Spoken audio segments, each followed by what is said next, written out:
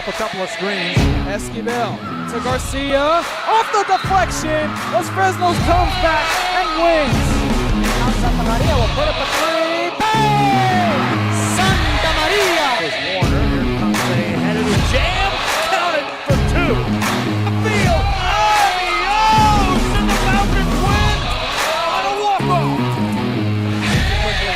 And it's saved.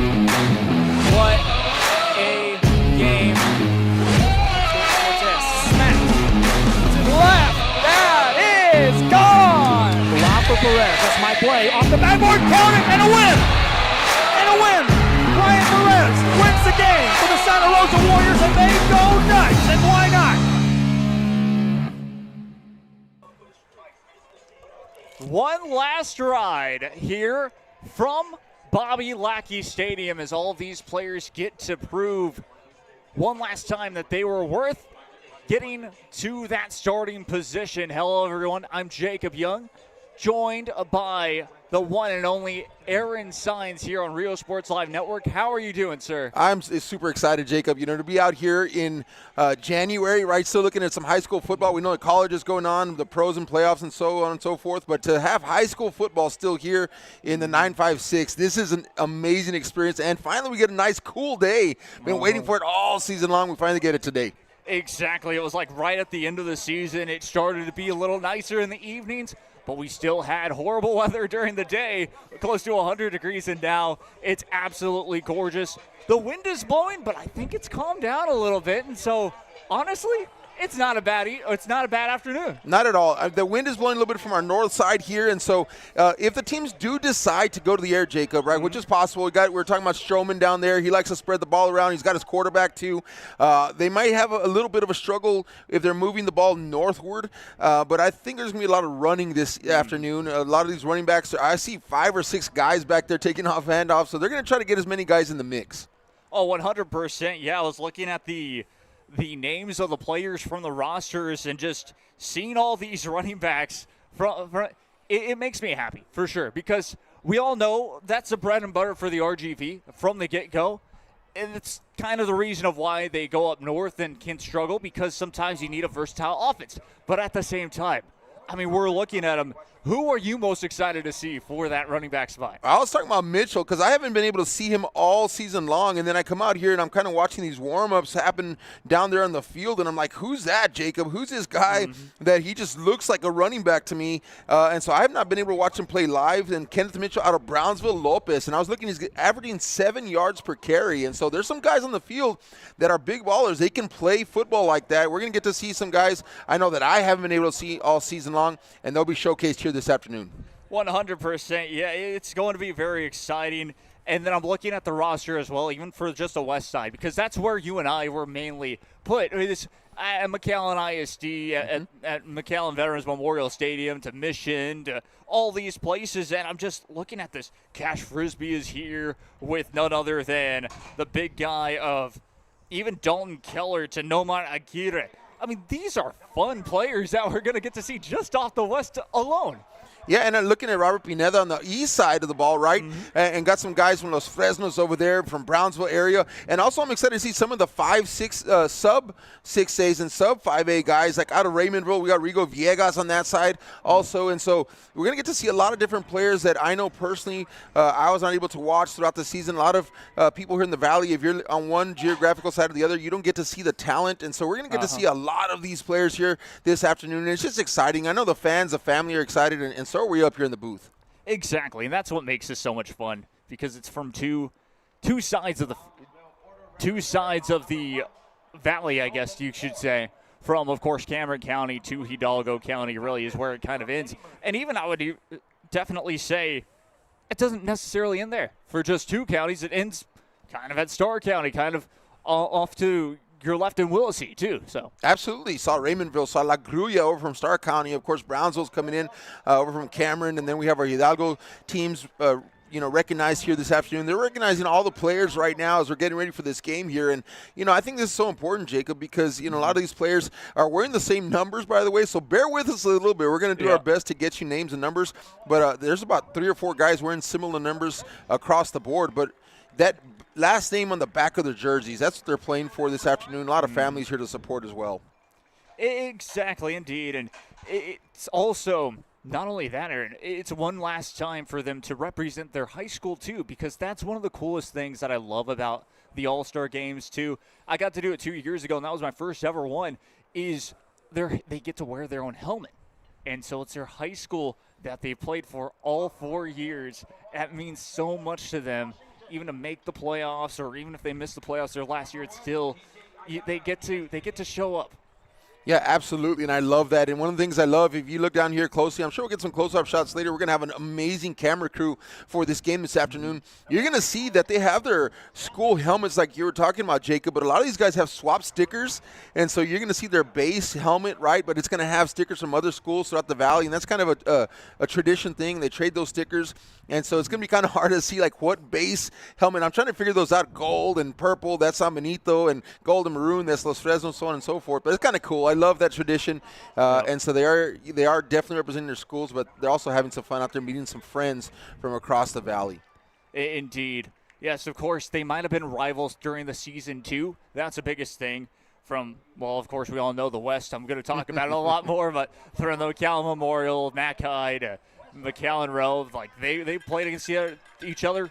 They were going to be rivals throughout the whole entire game, but at that same time, now they get to play together and see how they could, if they would have been teammates throughout that. Maybe they were, back in Pee Wee football days and all of that. So just very exciting in general. Yeah, I thought the same thing. I saw two guys, Mission High and Veterans Memorial, over from Mission, and I said, these guys probably grew up playing together. And, here they are now in their final game, and they get to play together again. I said that's pretty cool, but I love how you brought up some of the rivalries, and so we got some rivalries represented. Some of these guys are still going to be across the field from each other, but some of them are going to be teammates. I mean, you got Mercedes and Ed Couch here, right? Like, that's a great rivalry. You got Lyford and Raymondville. You have, of course, on the McAllen side, you got Memorial and Mac High, and, you have the Edinburgh schools and so on and so forth, but it's going to be interesting to see how these players hold on to competitiveness, but also collaboration, and it's going to be really cool to see them also working some different schemes. And so I know the main goal this afternoon, they want to win, don't get me wrong, but the main goal is really to get them out there, get them some reps,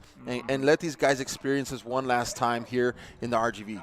Yeah, especially if, well, for most of these players, they're going to go off to college, and they're probably never going to play a down of football again in their lives. They're probably going to go on and play maybe some rec basketball or something like that. But for others, they might still have that next step because, well, as we all know, there's some D1 athletes, there's some players that will try JUCO because, well, now we have UTRGV. Yes. And now that's a big thing in general. So there's some players that will see another down of football, but that's also the cool thing. Like, you brought up the reps.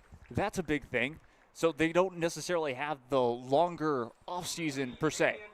Exactly right. And you might have some guys out here that are still trying to get a little bit more game film, and they're still submitting game film out there. They're still waiting for an offer maybe, or an opportunity to walk on even. And so, this could be an opportunity. You have a come out here, you have a good game. You're saying, hey, I'm playing against the best talent from South Texas, the deep part of South Texas, and here's what I can do against, the captains of each team. And so absolutely there can be still someone here that's still putting some game tape together and looking to try to go play at the next level, wherever it's at, whether it be D3, D2, 1, JUCO, like you said. And so, there's going to be some guys that are going to try to get one last piece of tape here this afternoon as well. Yeah, and it's a great opportunity for this game. I know not too long from now as well, they also have that All-Star game up in San Antonio at the Alamo Dome too. So maybe one last invite potentially to get there. So, it's just we're going to have a blast tonight, Aaron. It's this afternoon. I keep saying tonight because I'm expecting an evening game. But it's this beautiful afternoon at 2 p.m. is when this thing will kick off. We have 5 minutes until kickoff here. We'll take a quick little break, and then when we return, we'll talk more about this one, have the most likely national anthem, and get this party started. We'll be right back after this. Stay tuned. Start making memories poolside with the people you care about most. Visit SoPadre.com.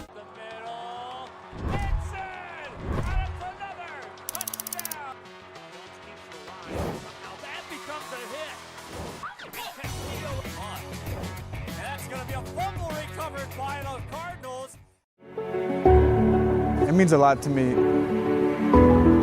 TSC has changed me to make me realize that I can accomplish things. Just don't give up. I've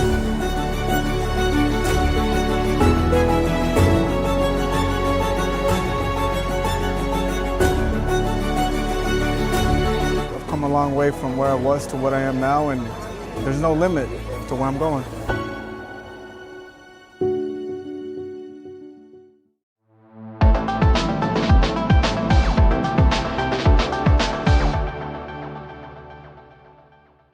Permatemp Personnel Services has been servicing local businesses for the past 29 years. Leave the hiring to us. Let us become your personal hiring guru. We have a network of skilled employees to fit your needs. Your success is our strategy. Don't hesitate, call us now.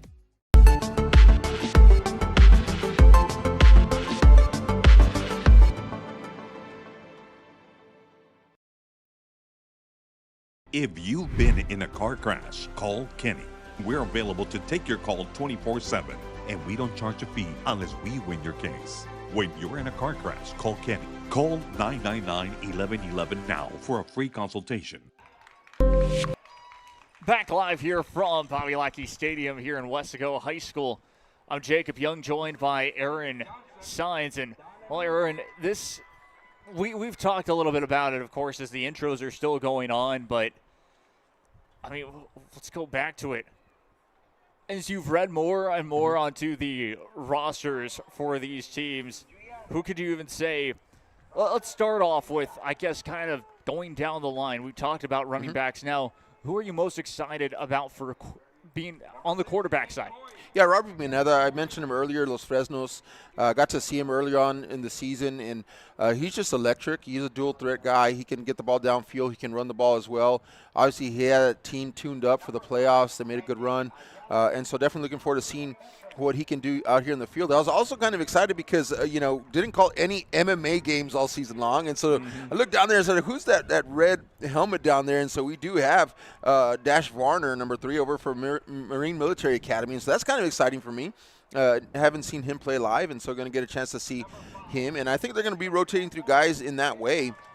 But, yeah, just looking forward to seeing Pineda again. I've seen him for a couple years, and, one last shot to watch just a great athlete and a great leader on the field.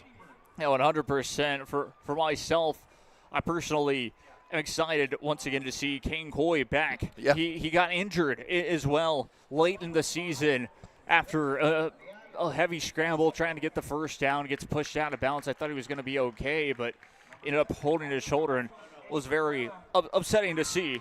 But glad to see that he's back, so I'm excited to see how he'll be able to perform in this last ride as well for himself. And then kind of on that now for the wide receiving core too. Well, who has stood out to you throughout this season that you see on this list as well? Well, as I was kind of looking at that, I was trying to pick out some of these guys, and really there's not a lot of names really that are popping out to me personally right now. Jacob, I'm kind of going through that, but I do look down there in the field, and there's a guy and the name Jaden Solis, and he's not quite a wide receiver. He's kind of an athlete, plays a little bit McCall Memorial. He jumped in there at all different spots. He can go out, he can catch the ball out of the backfield, he can run. I saw him have some amazing games, kind of an athlete. He's going to run a few different spots. I don't know if he'll do that today, but they utilize him all over the place, and so he's another athlete that I'm looking forward to watching for sure over at McCall Memorial. Yeah, exactly.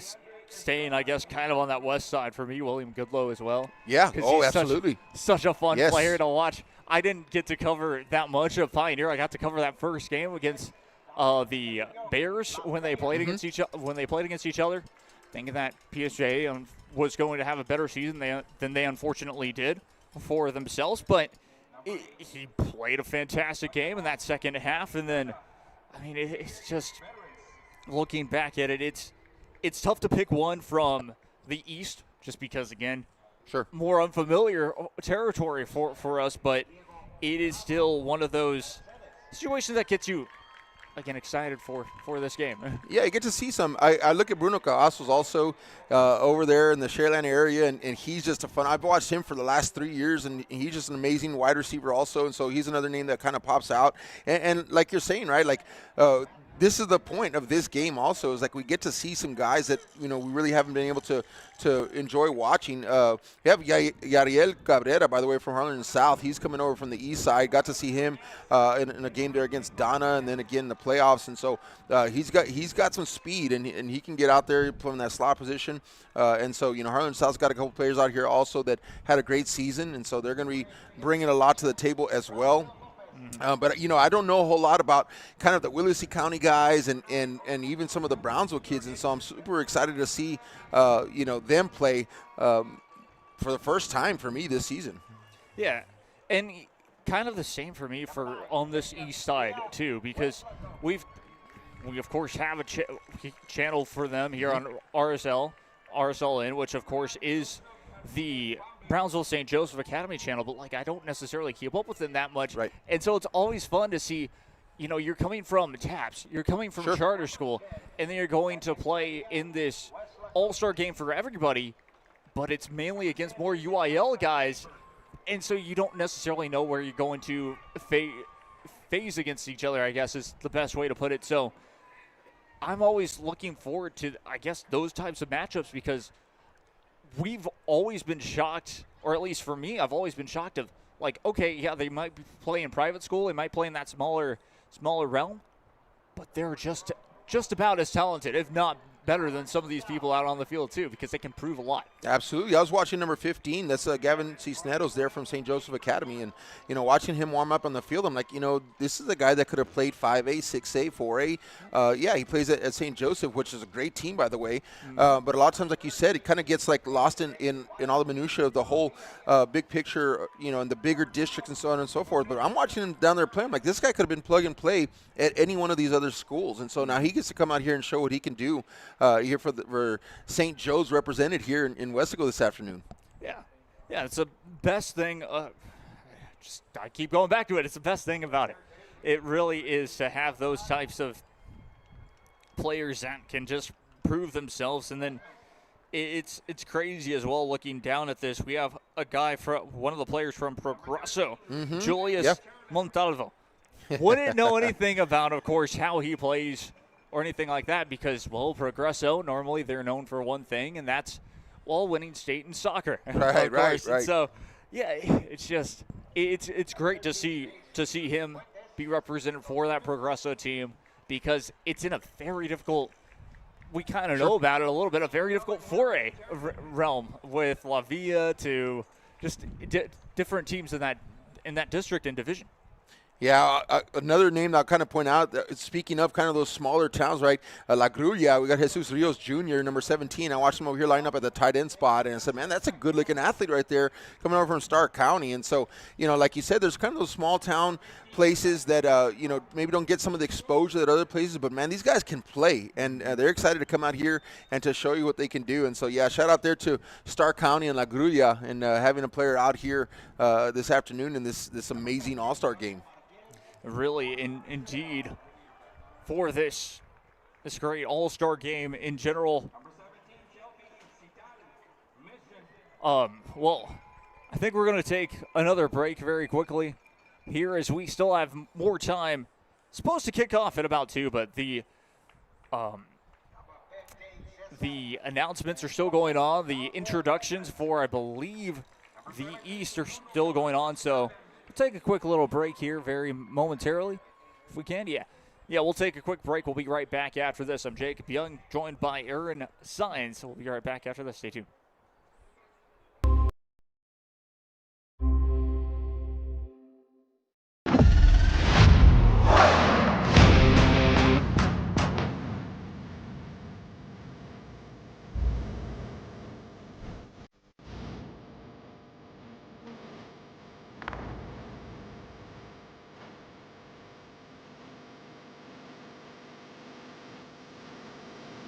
The standard of excellence has always been Cadillac, so be iconic and drive one. For your Cadillac, Brownsville, Texas.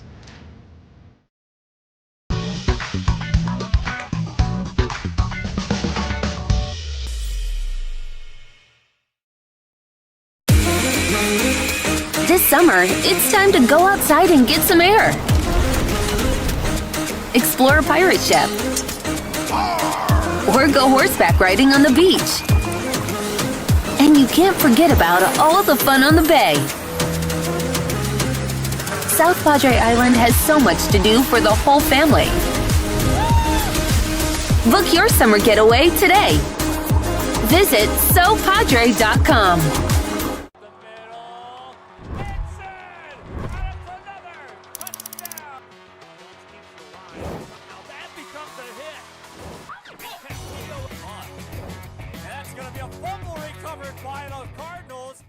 Kenny Perez came from a small town in Texas. At Kenny Perez Law, we won't stop fighting until our clients get what's rightfully theirs. We're right by your side, no matter what. Call Kenny Perez Injury Lawyers today, 956-999-1111.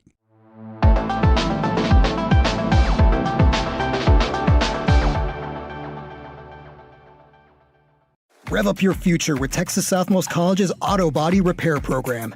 In just 2 semesters, you'll gain the skills to become an auto body repair specialist.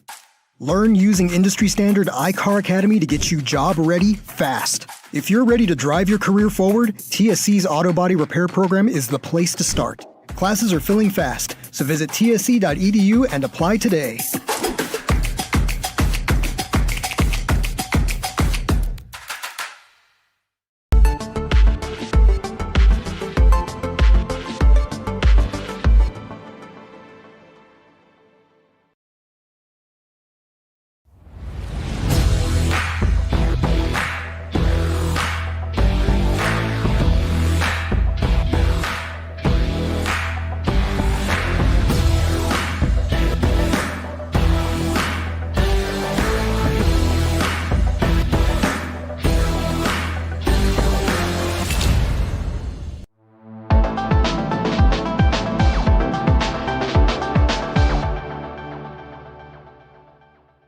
Hello sports fans, I'm Jason Starkey with Gallery Homes. Here at Gallery, we make building your new home simple and stress-free. From sales to selections, we handle every step so you can enjoy the journey to your new home.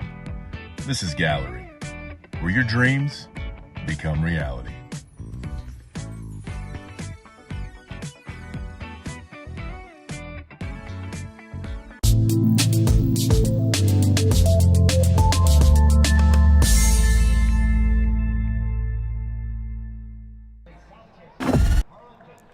Back we go once again to hear from Wesco High School from, of course, Bobby Lackey Stadium. I'm Jacob Young, joined by Aaron Sines. We're going to let the PA announcement take over here as, well, they're announcing the players still on the introduction side of things, and we'll let you all enjoy that.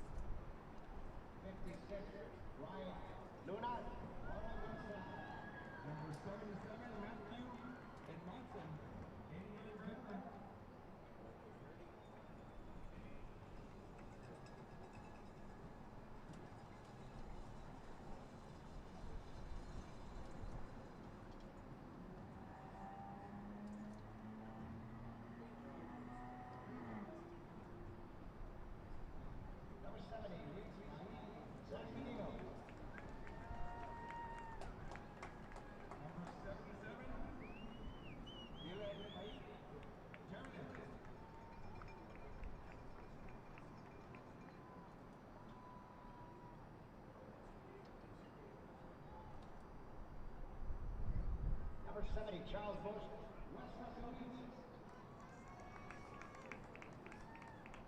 Number 77, Nova Rodriguez, ESAA North.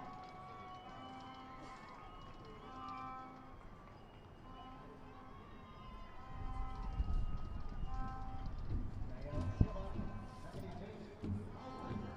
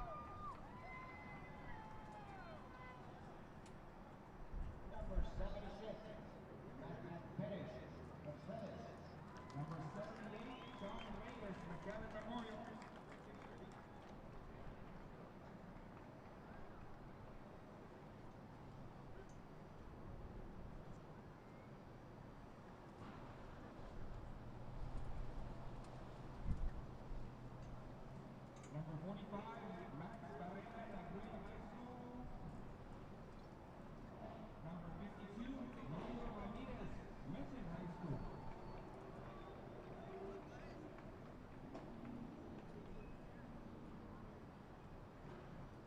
Number 77, Eddie Ramirez.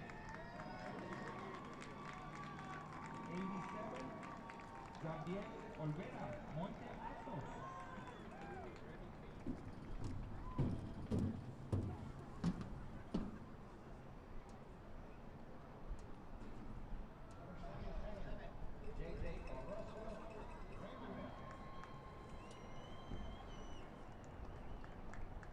Number 88, Sebastian Lopez, Juarez, Linden.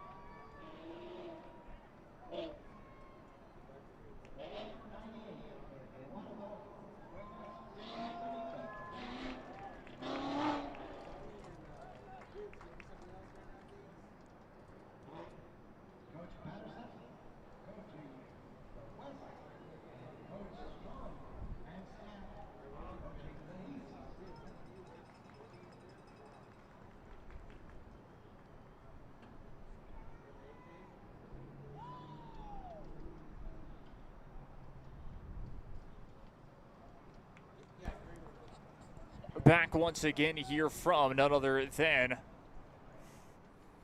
Bobby Lackey Stadium. I'm Jacob Young, joined by Aaron Sines. Now, of course, we have a little bit more ambient noise as we have the crowd mic. And, well, Aaron, I mean, we talked about this day, and the biggest thing is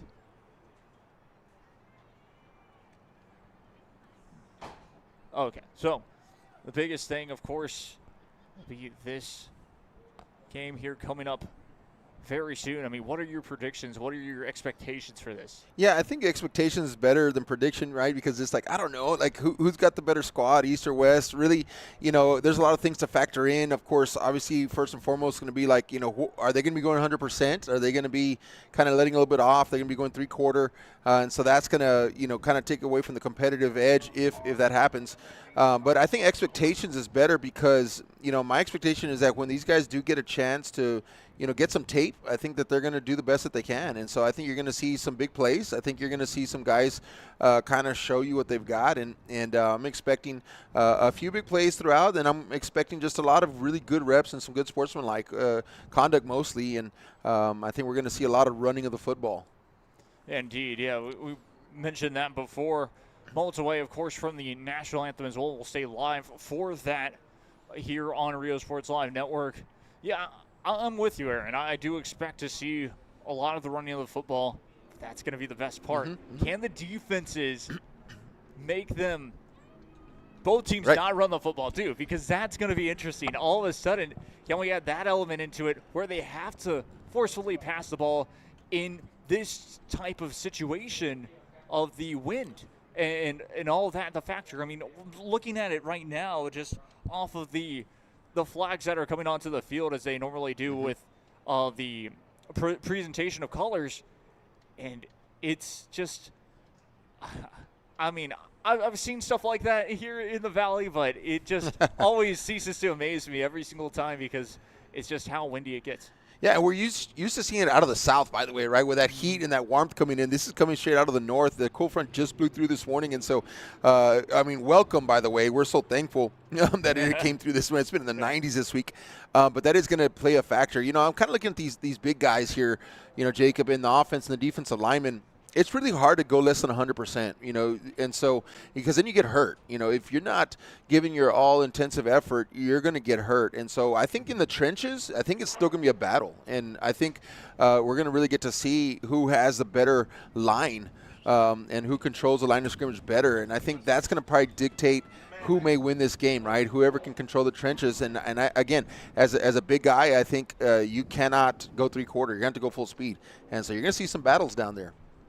Oh, most definitely. As it looks like they're doing the coin toss, so we'll wait and see who will get the ball first. But I mean, if you're in this situation, do you want the ball first, or do you actually want to, kind of defend and get the ball for the second half? Because who knows how that second half will be with the win too. Correct. I think offense is going to be harder to get going than defense. I believe that just because there's so many more working parts. There's much more intricacy when you're talking about offense. And so if I'm an offensive minded, which both of these coaches, by the way, are, Coach Patterson and Coach Stroman, I want the ball first because I want to see if my offense can get clicking faster and kind of get that out of the way, because I think both defenses are going to play pretty solid.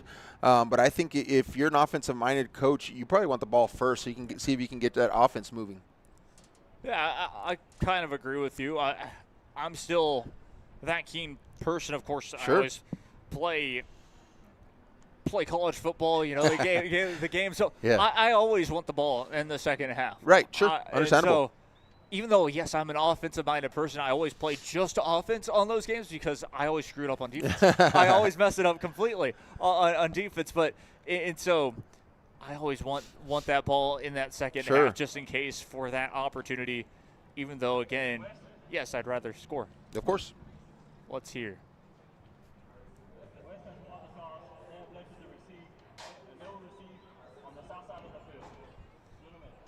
So there you go. Just like you said, offensive-minded. They want to receive on the side of the field. And so, I mean, it makes sense. It's Coach Patterson. It's his team again. Yeah. And he'll be that offense. But what happens, I mean, we'll wait and see. Sure. But if they don't score on that first drive, that's going to be very difficult. Yeah, and by the way, they also took it south going to north, so that's going right into the wind. And that kind of tells me also, I'm going to be honest, with Coach Patterson, probably going to run the football a lot. And so, they're used to that McAllen Memorial triple, quadruple threat offense, that can run the ball to the backfield when they're all healthy. Yeah. And so I think he's going to be running that kind of style here, maybe some option, RPO. If they're going to pass, it's going to be out of the run-pass option. So I'm not really surprised. Coach Patterson, he wanted that ball first. He wants to see if he can get his offense going. Indeed, and they're about to have the national anthem, so we'll stay live for this, but we'll put down our microphones very quickly. The host of the Margarita Bender Show, and someone who many in our community know and trust as a dedicated recording Texas real estate agent. She carries on a proud musical legacy as the niece of our well-known Freddie Bender.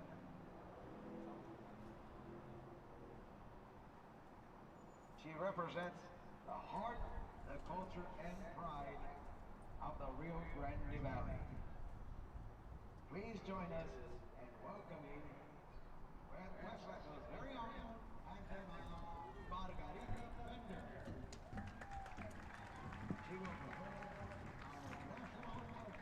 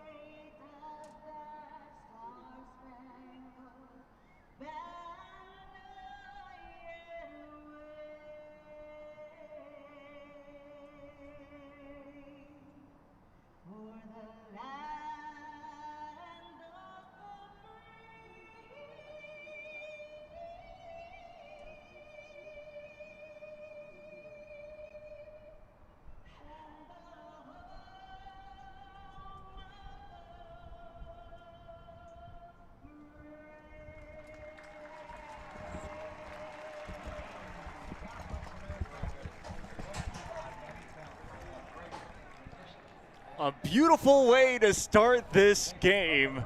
And what a national anthem. And once again, well, if you're just tuning in, hello everyone. I'm Jacob Young, joined by Aaron Sines as we get you set. Pre-game festivities are done and dusted, and enough talk.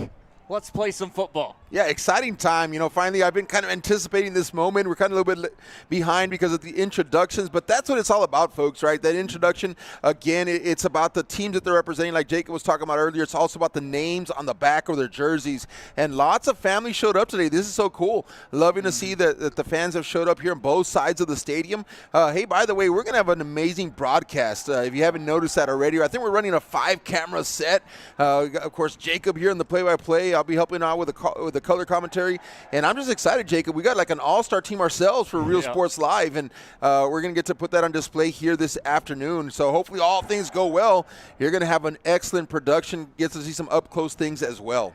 Yeah, exactly. This is something that we've wanted to do for so long. I know, of course, from Joe Bowling to everybody that's been a part of Rio Sports Live Network, we've wanted to put something like this on. or we've had multiple camera shoots in general, especially for a football game, to show what we're truly all about, what we can truly be capable of when we have, well, the right amount of people. That's right. And as the West run off onto their respective sideline, the East are already on theirs. You're going to hear how excited it is, and you're right about the fans there. I didn't expect a lot of people to show up because, well, I myself, one of the people, once it gets cold in the Valley, I'm going to stay at home and just kind of chill. Absolutely. Actually, we participated in a 5K this morning here right down the road, and like so many people stayed home this morning because I think when that cool front hits and people are underneath their blankets, they don't want to go anywhere. But this is exciting. It's great crowd noise also. And so, you know, it's kind of reminiscent of a playoff game, really, when you're looking at the amount of people that showed up here at Lackey Stadium this afternoon. Indeed. It's so exciting for this game in general. And again, kickoff is moments away as, again, the West elected to receive, just like you mentioned right before, Aaron, they're going to receive into the wind. So that's going to be something to take into account. Yeah, check out this special teams right here, Jacob. Kind of something that we're not used to seeing. Both teams are lined up here about 5 yards apart, a kicking and kick return team, and so kind of taking that play out of the NFL, right? A little bit different yardage though, but that's definitely something different for us. Yeah, exactly. I just noticed that as well. You're right about the NFL rules, and it's going to be a short pooch kick, returnable at about the 25-yard line. The referees will blow the play dead. Yeah, I'm curious to see if there's a call. There's a flag on the play or not. I think there is. I think I see a flag there inside the 3-yard line. But we'll wait for the white cap here to give us the ruling on the field. But that was blown pretty quick right there and didn't have any chance to really materialize. I think the reason why is because, yeah, it goes back to that rule. You have to kick it into the zone, and he didn't kick it into the zone, and so they will have to re-kick. Yeah, so I guess they're taking that play right out of the NFL, and that's kind of cool. And, you know, this, I guess they have a little bit of leeway here. You know, it's still in their umbrella of UIL. However, they can maybe test out a few things that maybe they're considering for UIL moving forward. Indeed. I honestly kind of like it. Yeah. I'm not going to lie. I'm one of those people, yes, of course, you go to the original type of play, but really you're only going to see the onside kick at an end of the game anyways. Correct. So why not just have it here? But first down and 10 now for the West. It's going to be the two-back set that we know and love from McAllen Memorial. That's up the middle to the left side. Down to 45-50, 45-40, 35-30. And will be pushed out of bounds just shy of the 25-yard line. What a break there right there. If it wasn't for Jacob Villa, number 9 out of Wesco High, he would have been gone for a touchdown, Jacob. And so a great job there. Offensive line getting a big push there. They've got some Memorial Mustang guys down there in the trenches. And Memorial Mustangs coming out early here with a big punch and opened up a wide gaping hole on the left-hand side. Took that one. There you go. First down and 10. Ball will be placed at the 31-yard line to be exact. It's going to be a handoff up the middle. We'll go for a couple of yards off that first down marker, and it will be second down here very quickly. Eduardo Cuevas there out of San Benito on the tackle, along with number 9 there, doing a great job. Jacob Villa again from Wesco High. And so going to try to get you as many names as possible. I know some of you are watching family, friends. Maybe some of you are not in the Valley, and so you're watching this on this live stream. And so we'll try to give credit where credit is due to these defenders and obviously guys on the offense as well. But we're just excited to call these names here. Again, at least one more time, Jacob. We get to call these guys names here in the Rio Grande Valley. Indeed, and it's so cool. Kane Coy under center with his two backs behind him. One of his friends, of course, his teammates, being Jaden Solis. That one tackled pretty quickly. Yeah, number 52 comes up, closes pretty quick. That's Ethan Lopez, and doing a good job there on the tackle. And you're seeing these guys here. I'm sorry, I think I got that wrong there. I'm going to, again, bear with us a little bit, all right? I'm trying to get these names and numbers here. A lot of these guys are wearing the same number, and so we're going to try to get this clear out for us. But either way, doing a great job there, closing in. And that after that big run, Jacob, there hasn't been much movement. Not really. Third down. Can they convert here on third down? It will be up the middle and stuffed. I don't know. It's going to be tight. The referees will say he got it, is where I believe they're going to spot the ball shy at the 21-yard line. Yes, indeed. It's a first down. And just barely makes it across that line of scrimmage. It's going to be really, really close. I thought we were going to have our first measurement of the game, but in just a short moment here, West doing a great job of moving that football. I thought they were going to get stuff here, but they are able to find a way forward, and that offensive line is looking real good, especially on this left side. It would be good for them to run it there off the left tackle. Indeed, yeah, one wide out left and right, and it will be a pitch out back. It's going to be a tackle for a loss. The East defense comes up big. Yeah, great job there coming across the line. Number 6 there on the tackle. That's Thaddeus Bogny out of Brownsville Lopez coming across that line of scrimmage and just really wrecking shop in the backfield. Brings up a second down and long. Second down and about 11 is what it looks to be, as I believe that second down marker is just 1 yard past the original line of scrimmage for the West. It looked like it was going to be a lot worse than it actually was. Off of that left hash mark, it will be a handoff from Kane Coy to the right side, trying to get forward, crawled to past the original line of scrimmage down inside the 20-yard line, so they will be inside the red zone for the West. It will be third down, though. Yeah, Wright Gosler, number 0 out of Westaco. Lots of Panthers here on the defensive side of the football right now, and so they're showing that they've got a lot of guys that are in that all-star caliber and does a good job there getting across. Third down coming up now for West as they're trying to move the football. They had a big run earlier. They're looking to repeat that against this defense starting to stiffen up as they get closer to the goal line. Indeed, it will still be a two-back set from behind. Coy will snap the ball. He will drop back to pass. Rolling right side. Has a man. Pass is complete. That's a touchdown. Check that. It's.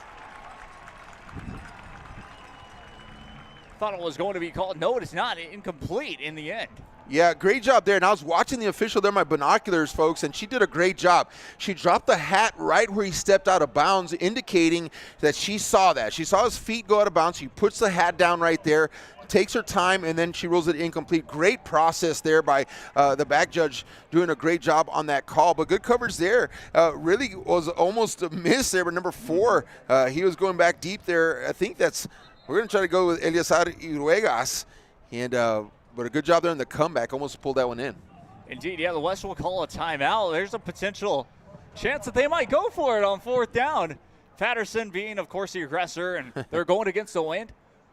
Yes, of course, you would most likely want to take those points, but in this situation against the wind, it might be one of those games where, as we can even see the field goal, I guess the strings on the field goal, the way that it's blowing, it's going to be a pretty difficult chip shot field goal in general. Absolutely. I mean, as it stands right there, you're still looking at a 35, 36-yarder, but then with that win, it probably makes like a 45-yarder. And so we'll see what Patterson's going to do. Again, he likes to, in this part, he likes to go to a speedy guy. I don't know who they're going to run out into the field, but look for something on the outside there or something kind of in the flat to try to get some yardage. And also try to play safe a little bit because it is early in the game. You don't want to give a turnover. But at this point, why not? Go for it. See what you can get out of it. Indeed. It's still deep in the east end, to be exact, too. You're already past the 20-yard line. You're in the 19-yard line. So really, if the East get the ball back there, they're going to have a long ways to go for a chance at a touchdown of their own. But they will go for a field goal here. I love this. No rush, Jacob, but a lot of noise. Indeed. Will step up to his left. 8:18 left to play here in the first quarter. The hold is good. The kick is up. It's got the distance. Wide left. No good. Oh, man. What do you think about that, Jacob, as far as the special teams play, right? I guess that might be something that's tradition. I don't know, you were here a couple years ago, but no rush on it. But these guys just jumping up and down. They're just yelling. That was so cool. Loved it. I loved it, too, yeah. There was no rush. I mean, it was 2 years ago. I don't necessarily recall too much, but yeah, no, that was nice. That was cool. Had the distance just a little wide left. We'll see now how the East can respond if they can get down the field here. A different setup, 2 wide out formation right and left. Will snap the ball back. Penalty marker is down in the backfield and a false start, most likely. Yeah, like I said, it was about a 35, 36-yard attempt, but with a wind like that in their face, probably made about a 45, 46. So to have that length was impressive. But, you know, it's kind of blowing and kind of hooked it just a little bit to the left. But, you know, I love the opportunity there for these kickers. And you know what? I thought about that, too. It was like, you got to give the kickers a chance, too. And so why not, right? Yeah. They got to get their reels, too. Yeah, indeed. And if you have that type of play, we'll get back to it, though. Left side throw, pass is complete. Yes, indeed. Check that incomplete. That's the second time. It looked complete again, but just drops it in the end. Yeah, and that was Nehemiah Adewale out of McCallum Memorial there. Correct me on that name, Jacob. I know you've called him a couple times, but I call a game of his, man. He's all over the place. He's a great coverage, secondary guy, and he was down there. They're going to be able to throw the ball better with the wind at their back. So Pineda might launch a couple. Another false start against the East. That looked like. And there we go. How right there. Believe that was Bush.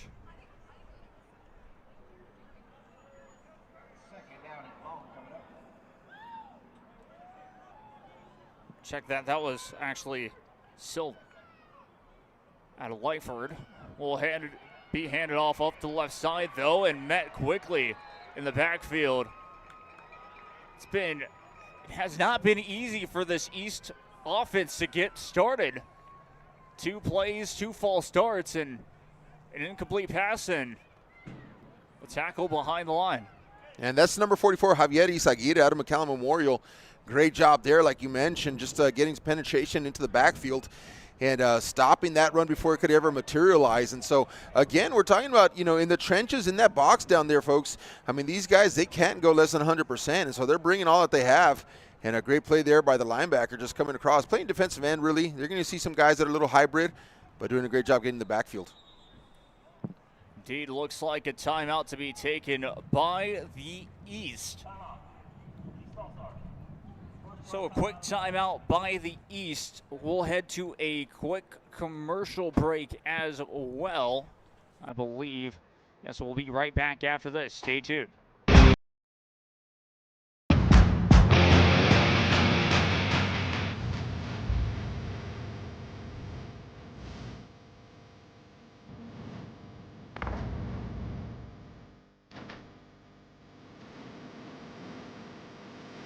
Time to take a new look. Maybe your first look at Buick.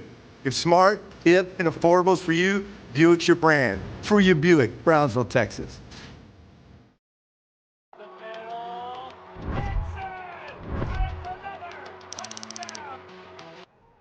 Back we go once again here. Both teams back out onto the field. Referee blows a whistle.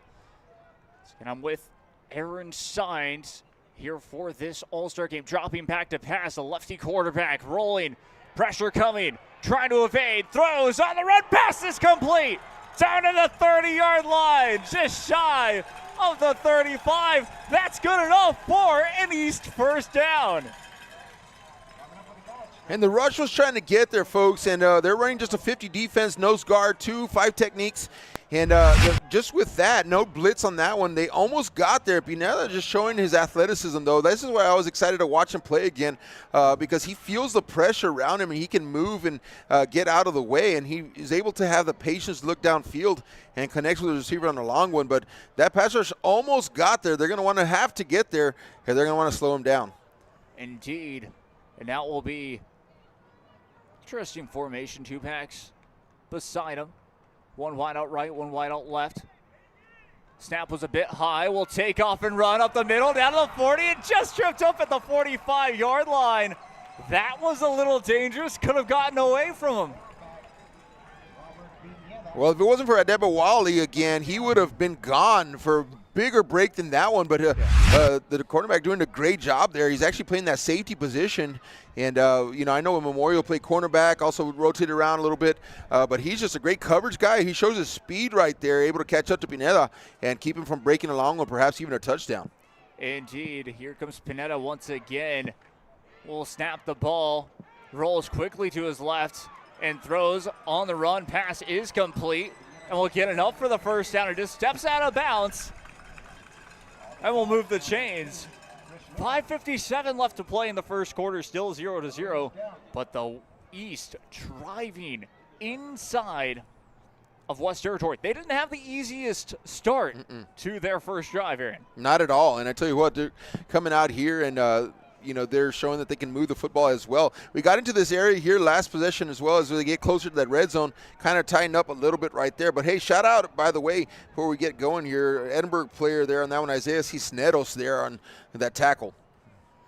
Be a handoff up the middle now, quickly wrapped up. Gets about a couple of yards on the play. So very quickly gets a couple of yards and then will be subbed out. Oliver Schwartz, number 0, coming up from that linebacker position there, making the tackle. Short gain, second down now, but they're moving the chain, showing Pineda. He's showing up to play today. I would expect him to try to get a touchdown here. Indeed, rolling out and takes off, finds the open space, and will get to about the 35-yard line. Short of the first down marker, so it will be third down. Again, Pineda just takes off and runs, finds that open space. He's like, I want to be a running back today. I don't really want to play quarterback. I just want to run. Yeah, and he's got the arm also to stop and say, no, I'm going to be QB today too. And so I love the way that he plays. He's just such an electric player. Going to miss watching him play here in the RGV. And how about this? One of my favorite players in the Rio Grande Valley, Cuauhtemoc Labastida, out of Mission Veterans. And he was towards the top of sacks in the RGV throughout the season. Kind of fell off there at the end. But just a phenomenal athlete too. And what an amazing name, right? Cuauhtemoc. And doing a great job of getting there to Pineda. Snaps the ball up the middle. That's enough for a first down. And the East move the chains shy of the 30-yard line. We'll get it to about around the 31-yard line or so. Maybe 32 is where the referee is standing. Yes, indeed. At the 32-yard line, first down and 10 for the East. Talk about a football name, Fletcher Frisbee out of McAllen, right? And they're on the stop, and what a cool name is that, right? And so Fletcher Frisbee there on the tackle. First and 10, though. Here the offense is driving the football. First down and 10, 2 wide out formation left side, 1 wide out right, 1 back beside him. Snaps the ball and takes off and runs to the right. This time in it, a man in the backfield. Nowhere to go as all the red shirts from the West were ready for it. Cuauhtemoc Labastida again, setting the edge, doing a great job there. And Pineda tries to go outside, and he does a good job of not over-penetrating. And what I mean by that is he gets upfield, he senses that he's not going to be blocked, and so he kind of stops where he's at and then gets eyes on the quarterback. And so when Pineda tries to go out there, he's ready for him, breaks down there in space, and does a great job with an open field tackle. Yes, indeed. Trips left, 1 wide out right. Snaps the ball, dropping back to pass. Again pressured, and will take off and run for a couple of yards. Gets to about the 30-yard line for Pineda. He felt that pressure coming, just took off. Yeah, he did, and that was Cuauhtemoc Labastida on the outside. And this time they said, why don't you rush and try to get there first? And so he doesn't drop into coverage this time. He comes off the edge, and Pineda just does a great job. He's got like that spidey sense, right? He knows when that pressure's coming. He's able to step up in the pocket. This time takes it for a couple. Gets positive yards either way, and just goes to show you what a tremendous athlete that he is. Indeed. It's under 3 minutes to go here in quarter number 1. Another 2 wide out formation left, 1 wide out right. Will hand it off this time. And tackled for a loss behind the original line of scrimmage.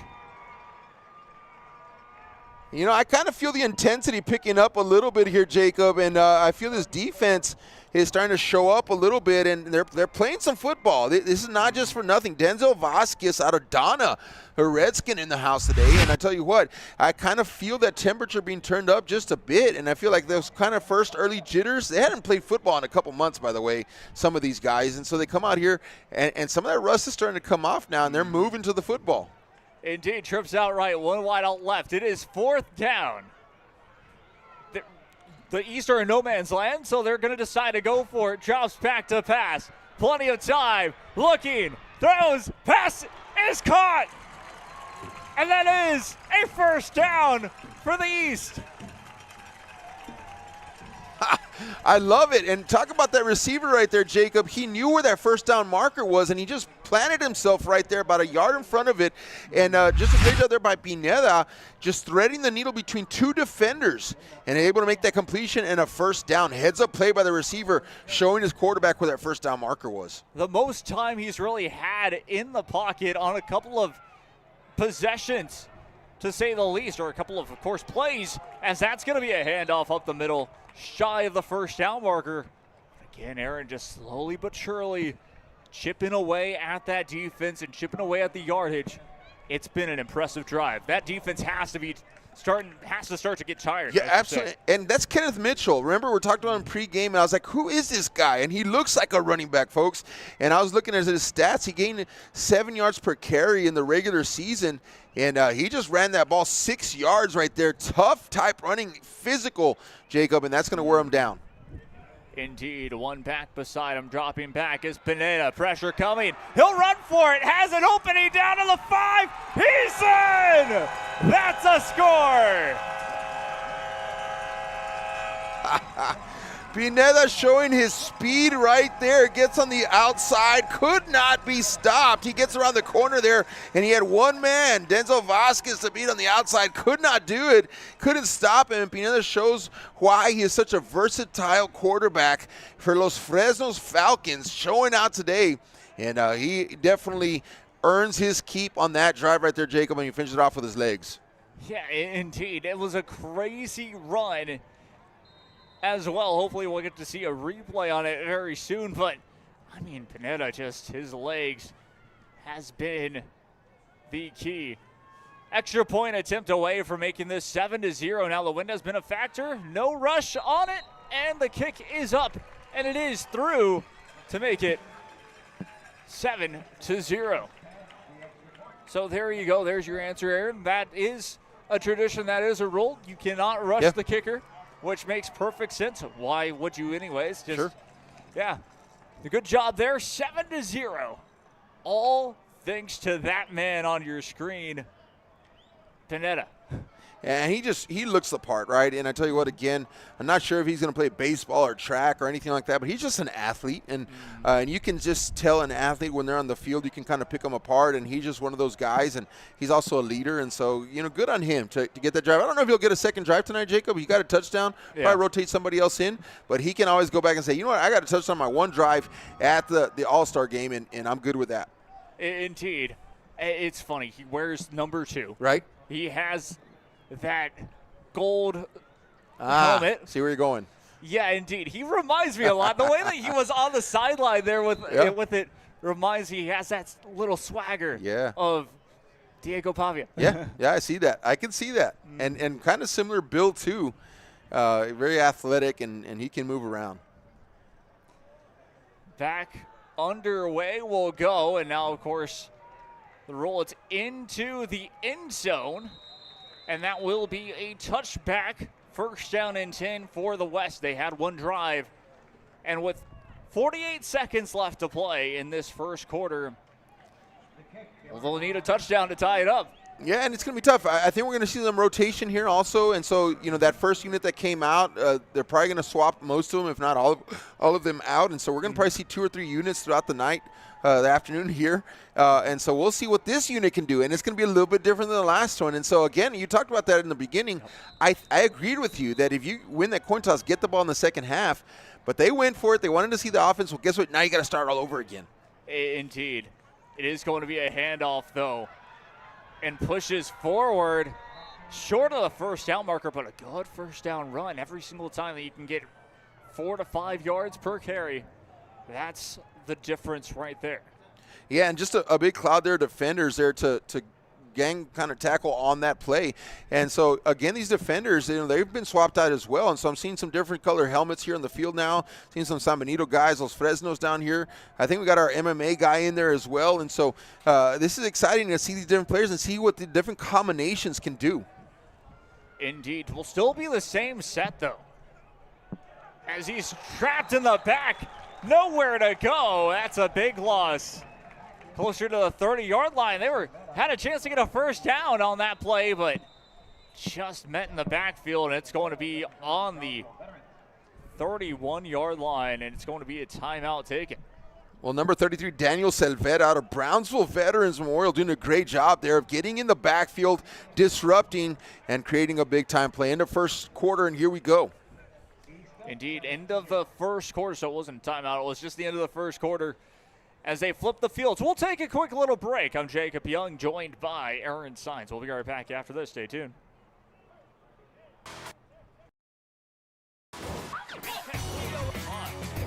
That's going to be a fumble recovered by the Cardinals. Permatemp Personnel Services has been servicing local businesses for the past 29 years. Leave the hiring to us. Let us become your personal hiring guru. We have a network of skilled employees to fit your needs. Your success is our strategy. Don't hesitate, call us now.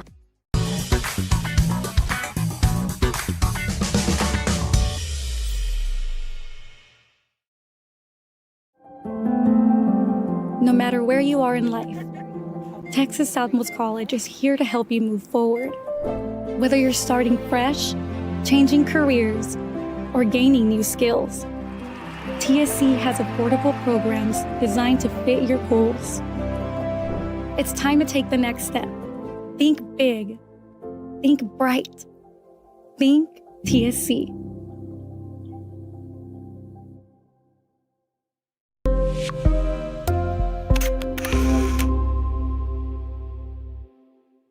South Padre Island. Enjoy endless activities for all ages. Then dance the night away with live music, savor fresh seafood, and discover unique food trucks and shop our charming boutiques. What are you waiting for? Escape the everyday at South Padre Island.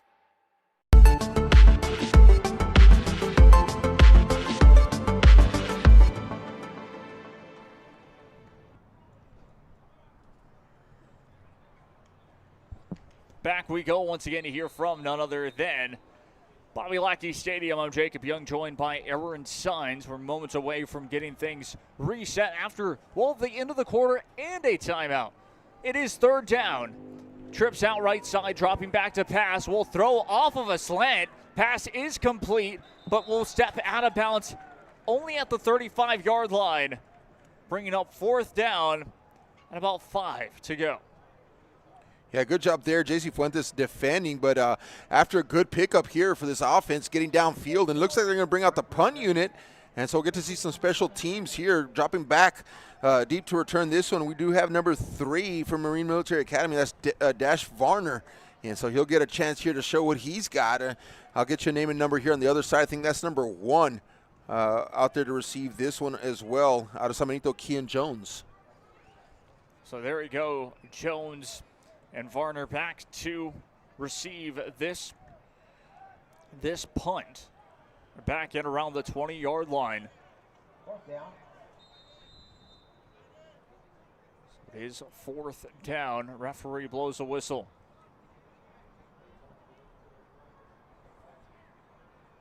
Game clock down to 10 minutes, 55 seconds.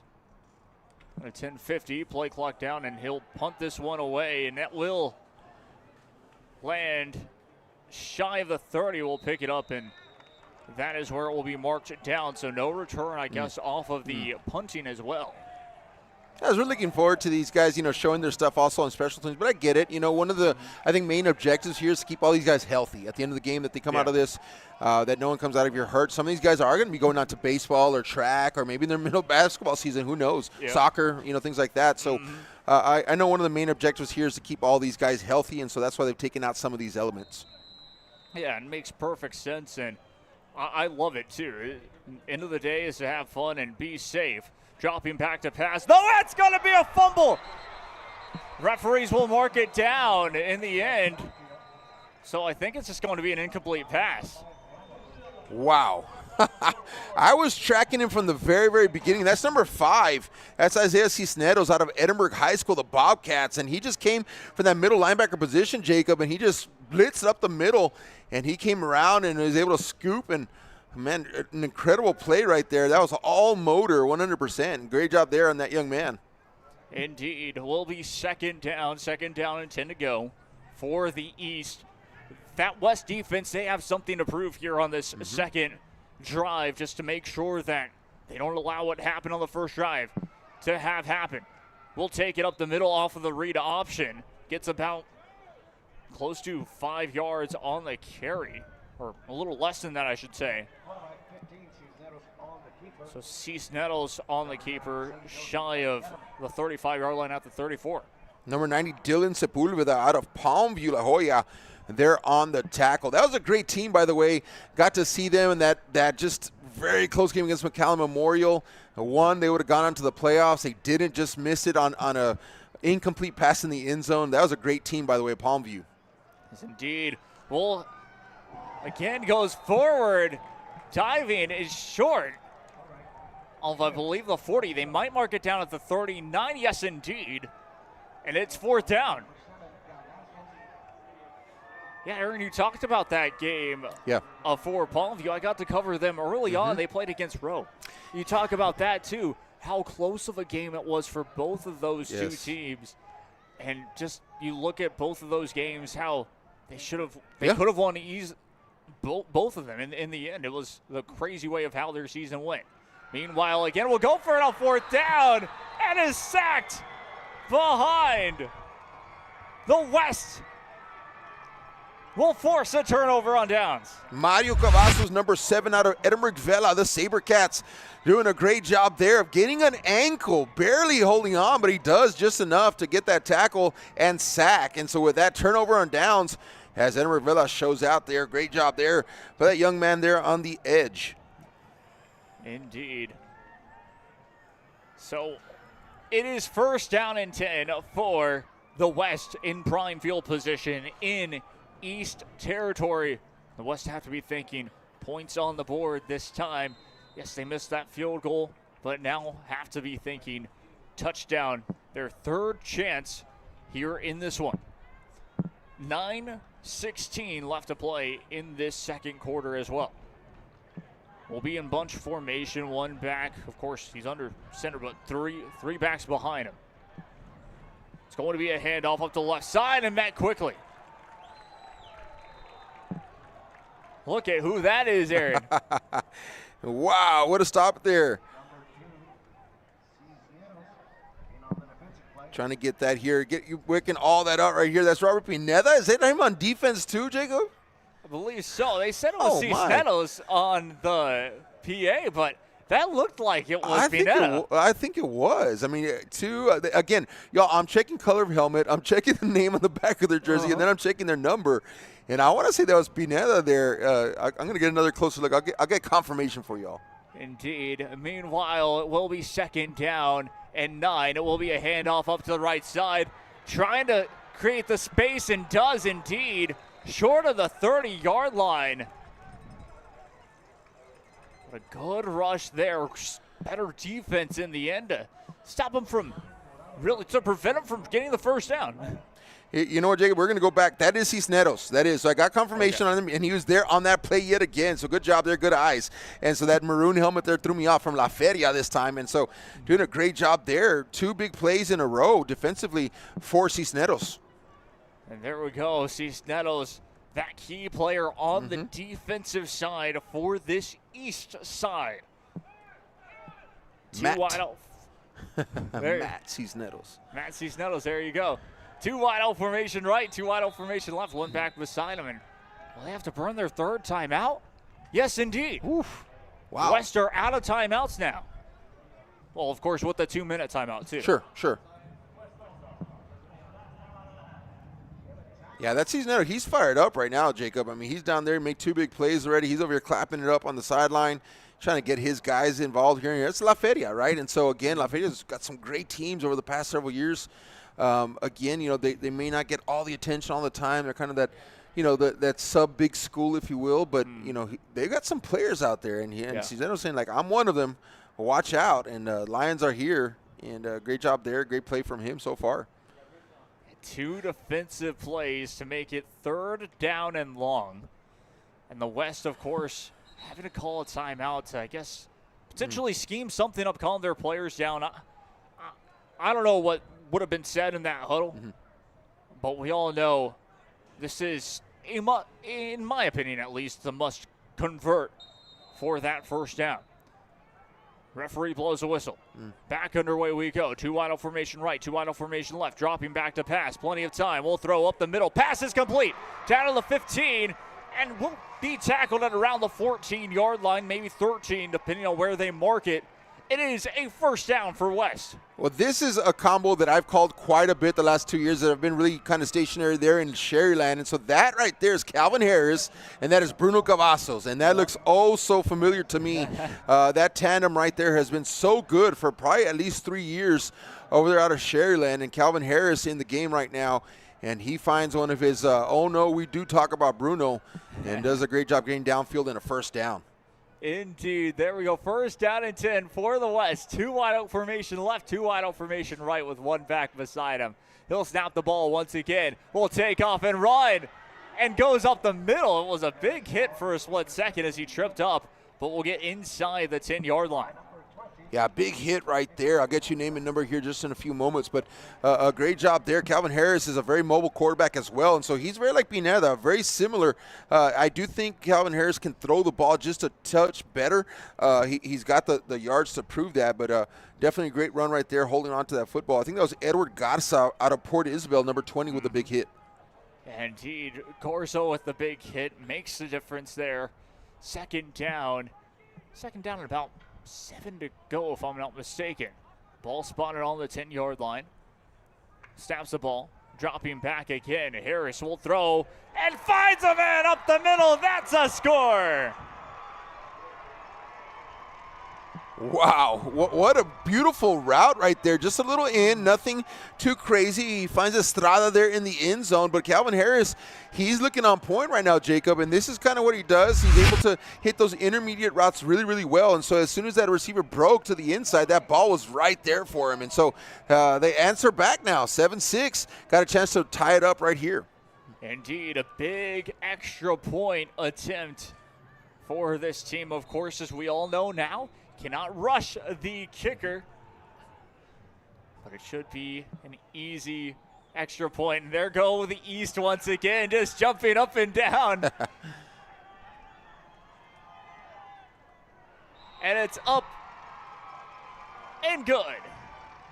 7-7 your score here in this All-Star game with, I believe that's 6:08 left to play in this second quarter.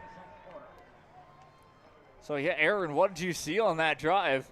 Calvin Harris, comes in here. I did see that McAllen Memorial brought up the left guard and left tackle, right? Or from McAllen Memorial, I should say. Strong guys right there. And so I thought they're going to be running the ball a lot. You kind of go that left side, pound the rock. But Calvin Harris, you got yourself a dual threat quarterback there, and he can run the football, but he's a good passer. And so, you saw that right there in that drive, and they just kind of turned over the keys to the offense to him, and he showed you what he can do. Yeah, it really did show us what he could do.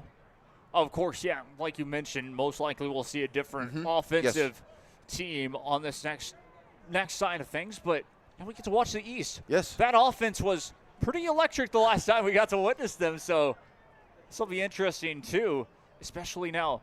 Will the West decide to try and kind of, kick it into but make it returnable, basically. We'll wait and see here.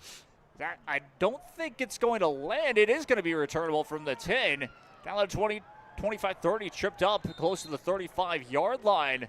So a good return there by the East.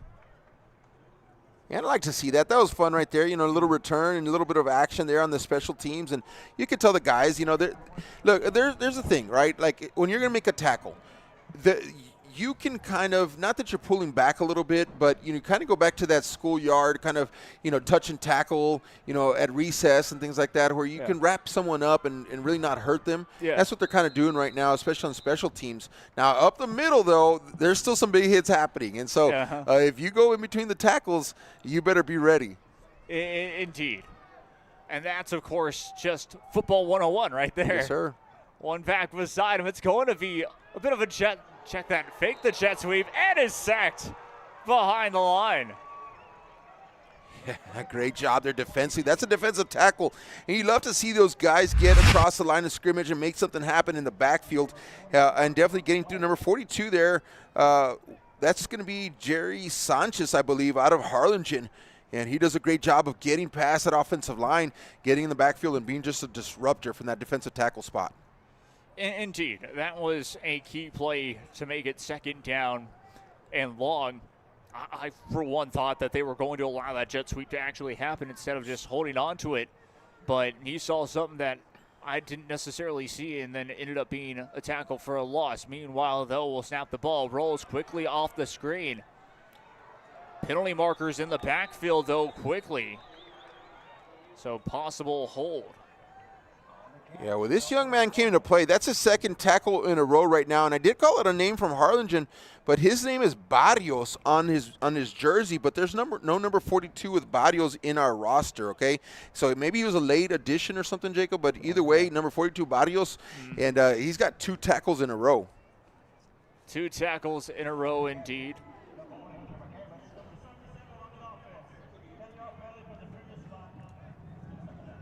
So there we go, a 10-yard penalty from the previous spot.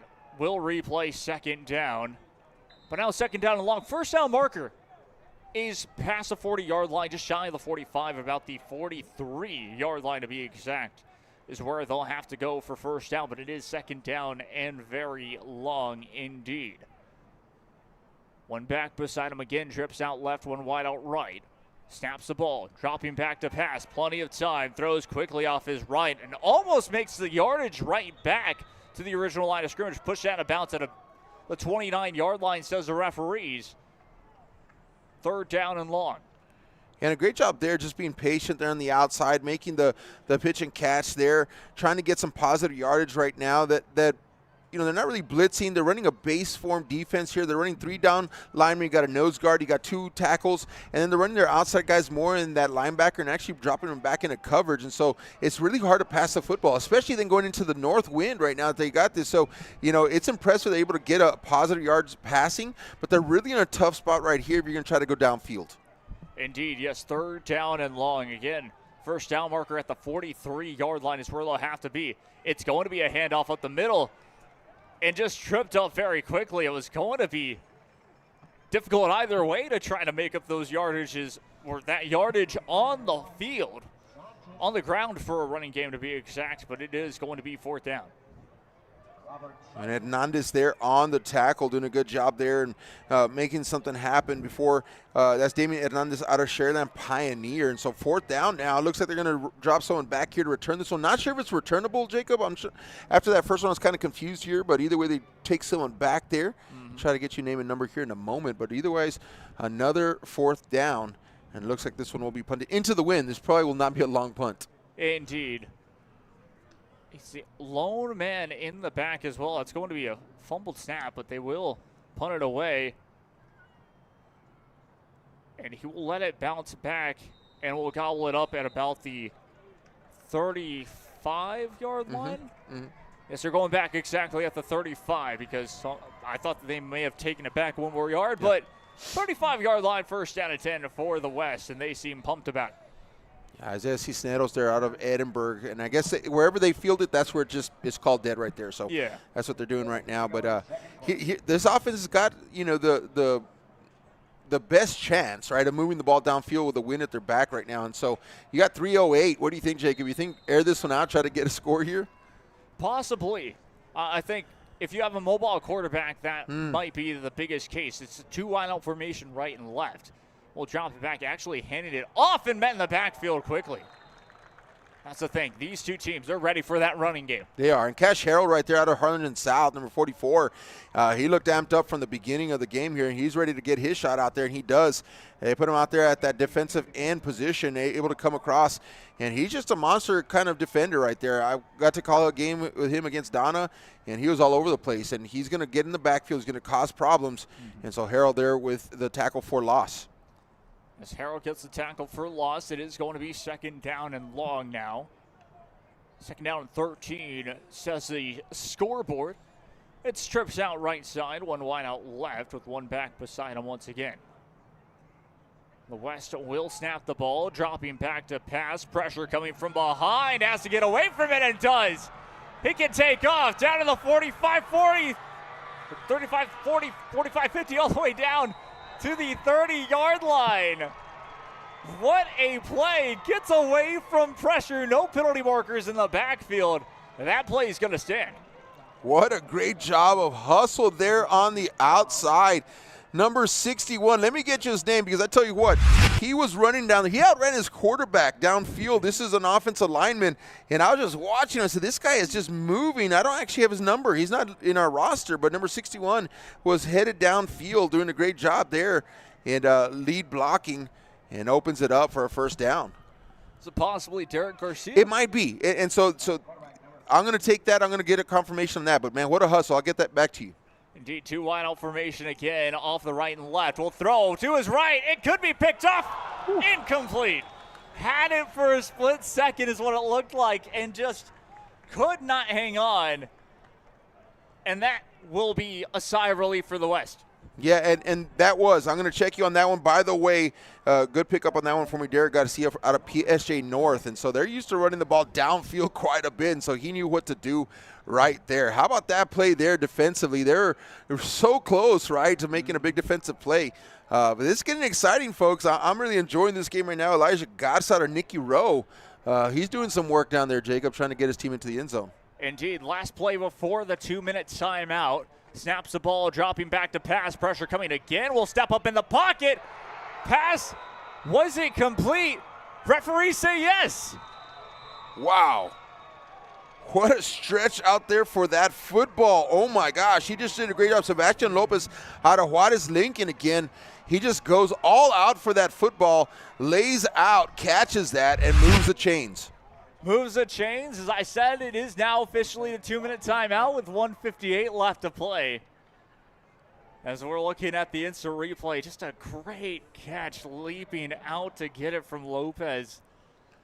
I mean, that's what you want out of your team, what you want for an all-star game, because I just felt like it was thrown maybe a tad early, and he wasn't expecting it. So just, I mean, what athletes we have in the RGV, really. Yeah, absolutely. And what's so crazy about this, and we have to really realize this, that it takes a long time for quarterbacks and receivers to get in rhythm, get timing down, things like that. These guys practice 4 days. That's it. Yeah. And so to be able to come out here and be able to make a connection like that, and like last drive also, you had Calvin Harris and connecting out there. It's not easy. And so to watch this unfold, it shows you the athleticism that these guys possess. It's awesome. I love it. Indeed. Same here. Once again, just the West, I mean, they're talking it over right now, trying to drive forward and score, considering, yes, they started off with that possession, but this is a big 2-minute drill now because, remember, they have to kick off at the start of the second half, That's right. too. So any type of advantage that they could get going into halftime will be key. 2 wide out formation left, 2 wide out formation right, 1 back beside them. Snaps the ball. Will take off and run. Pressure coming again, and in the backfield. That's going to count as a sack.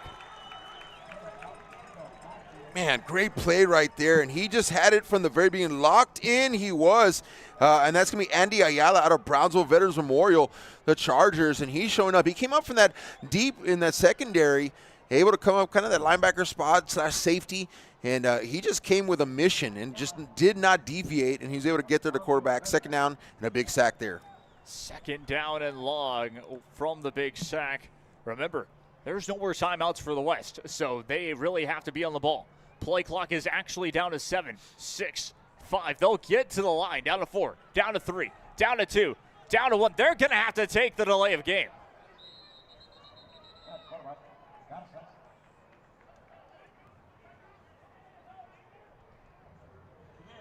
Yep. Yeah, Coach Stroman was like, hey, there's no timeouts remaining up there. He's pointing up at the scoreboard. He's like, they're out. Uh-huh. Yeah, so they got to the line with about, I think it was 9 seconds or a little under that. And I looked to the side. I said, man, there's no way. There's no way that they're going to be able to get it off in time. So now a fresh 25 seconds. Talk it over and now break out of the huddle. But it's now, well, we thought it was second down long before. It's second down and very long. Second down and 20 to be exact.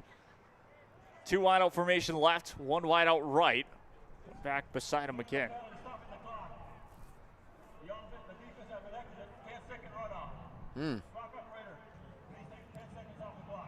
So 10 seconds off the game clock now. And that is 59 seconds, just like that. I mean, that's what you want to do. It's still competitive, right? And so it's like take time off because you know they have no more timeouts. You don't want them to score again. And so that's smart right there by Coach Stroman. Very much so. We'll snap the ball. It is going to be a handoff. Nowhere to go. I mean, we're used to Jaden Solis being able to take off, but could not this time. Yeah, I've seen him run plenty this season, and he can really go. But Daniel Silvera there out of Brownsville Veterans doing a great job there, number 33. Wrapping him up, speedster, and not letting him get going, which is really smart if you're going to want to keep them out of the end zone. Indeed. 2 wide out formation right, 1 wide out formation left. There's no timeouts left. Down to 20 seconds now because the game clock continues to roll. It's dropping back to pass. Has to go for the end zone. Will back off. To his right. Throws it away. 9 seconds left. Time for one more play in the end zone. I don't see them kicking it. Yeah, I don't know. They might not. I think they may just take one shot, like you said. But how about Silvera right there? I mean, again, out of Brownsville Veterans Memorial, he just showing he showed up to play. I'm telling you, there's some of these guys, there are a handful of them that I've seen so far, like they're not taking anything off. This is 100% go. They came out here to compete, and they're showing what they can do. I love the sportsmanship, though, at the end. Look at this, Silvera going up there, kind of handshaking with some of these guys. So they're going to bring it in between the whistles, and they're going to be sportsmen, after, and I love that. This is the way the All-Star Game is supposed to be played right here, and I'm just absolutely enjoying it. Indeed, and I like this, too. Once again, they're going for a kick. I didn't expect it. I expected them to take one more shot in the end zone, but this for redemption.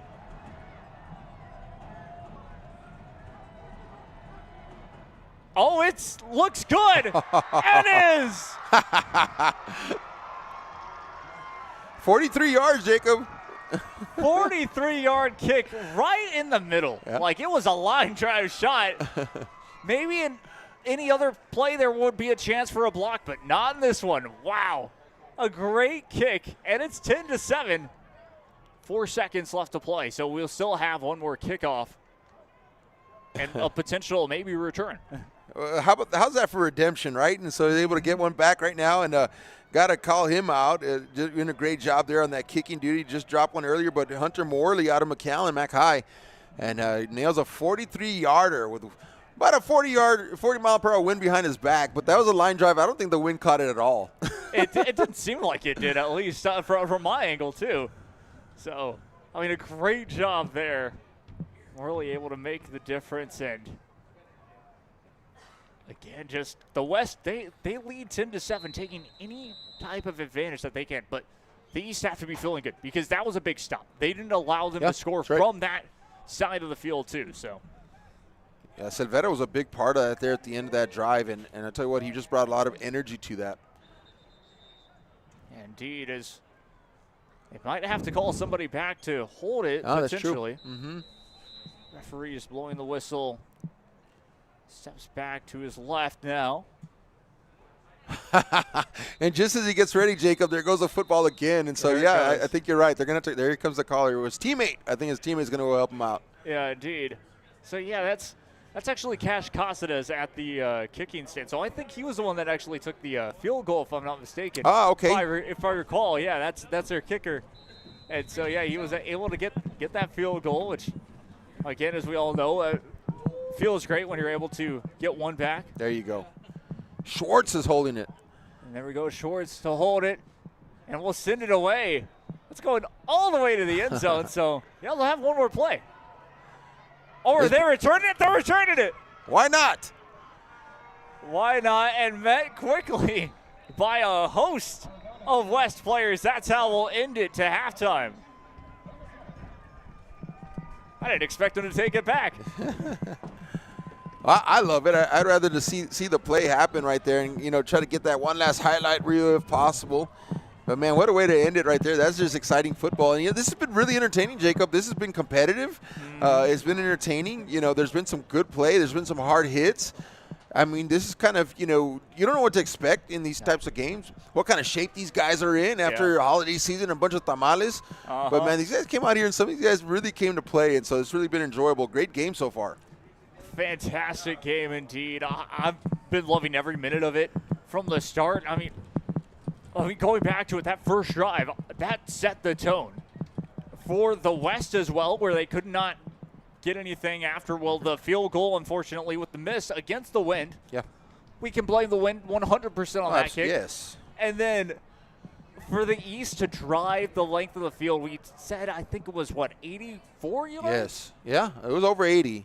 Over an 80-yard drive to score for that opening, and then to go back to it, and for the West to answer.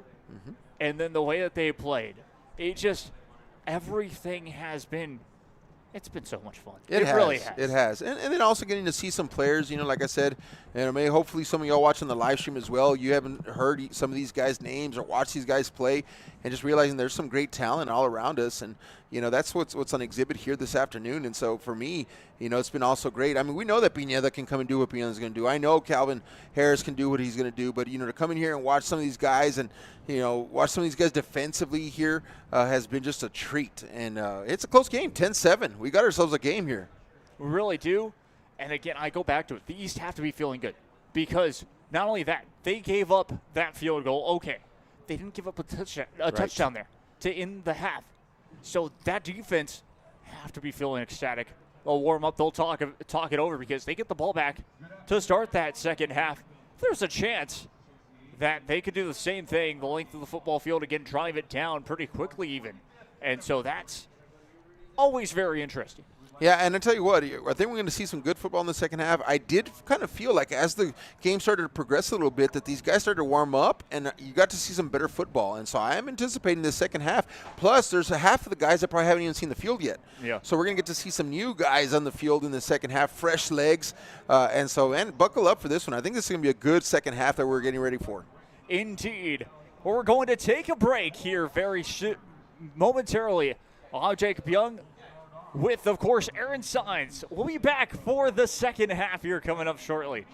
Stay tuned.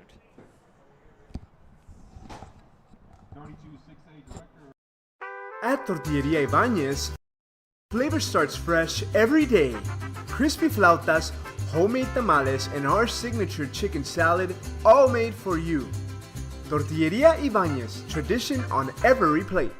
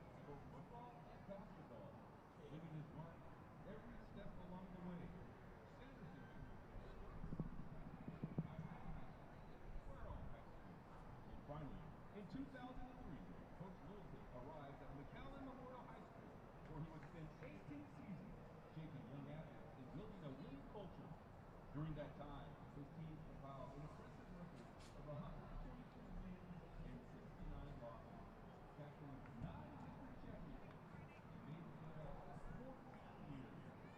Those numbers alone speak volumes for anyone who was fulfilling better scoring than his teammates so far on the wins and losses. Coach Wilson spoke to the segment about his unique process, which meant excellence, held young people accountable, and talked about how dedicated farmers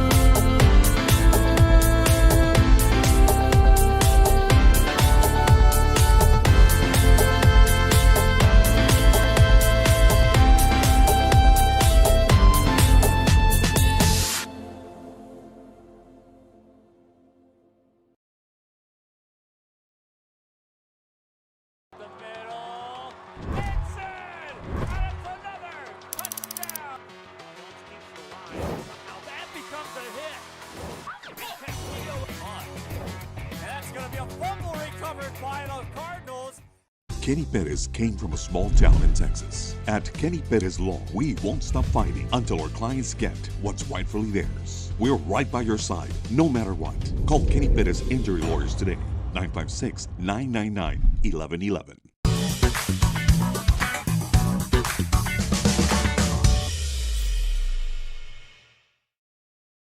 Hello, sports fans. I'm Jason Starkey with Gallery Homes. Here at Gallery, we make building your new home simple and stress-free. From sales to selections, we handle every step so you can enjoy the journey to your new home. This is Gallery, where your dreams become reality.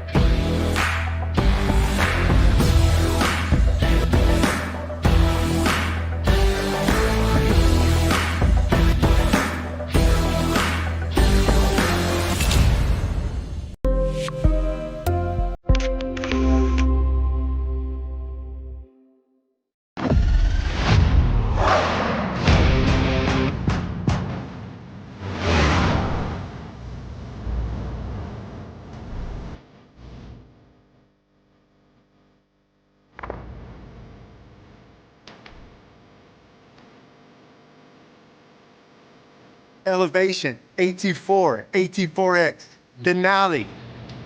Case closed. We're your GMC. We're professional grade.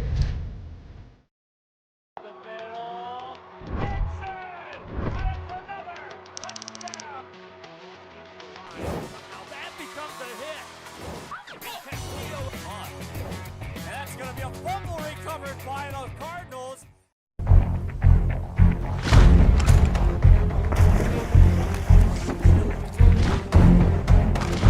At Marine Military Academy, we educate those who dare to achieve. Those eager to control their future before it controls them.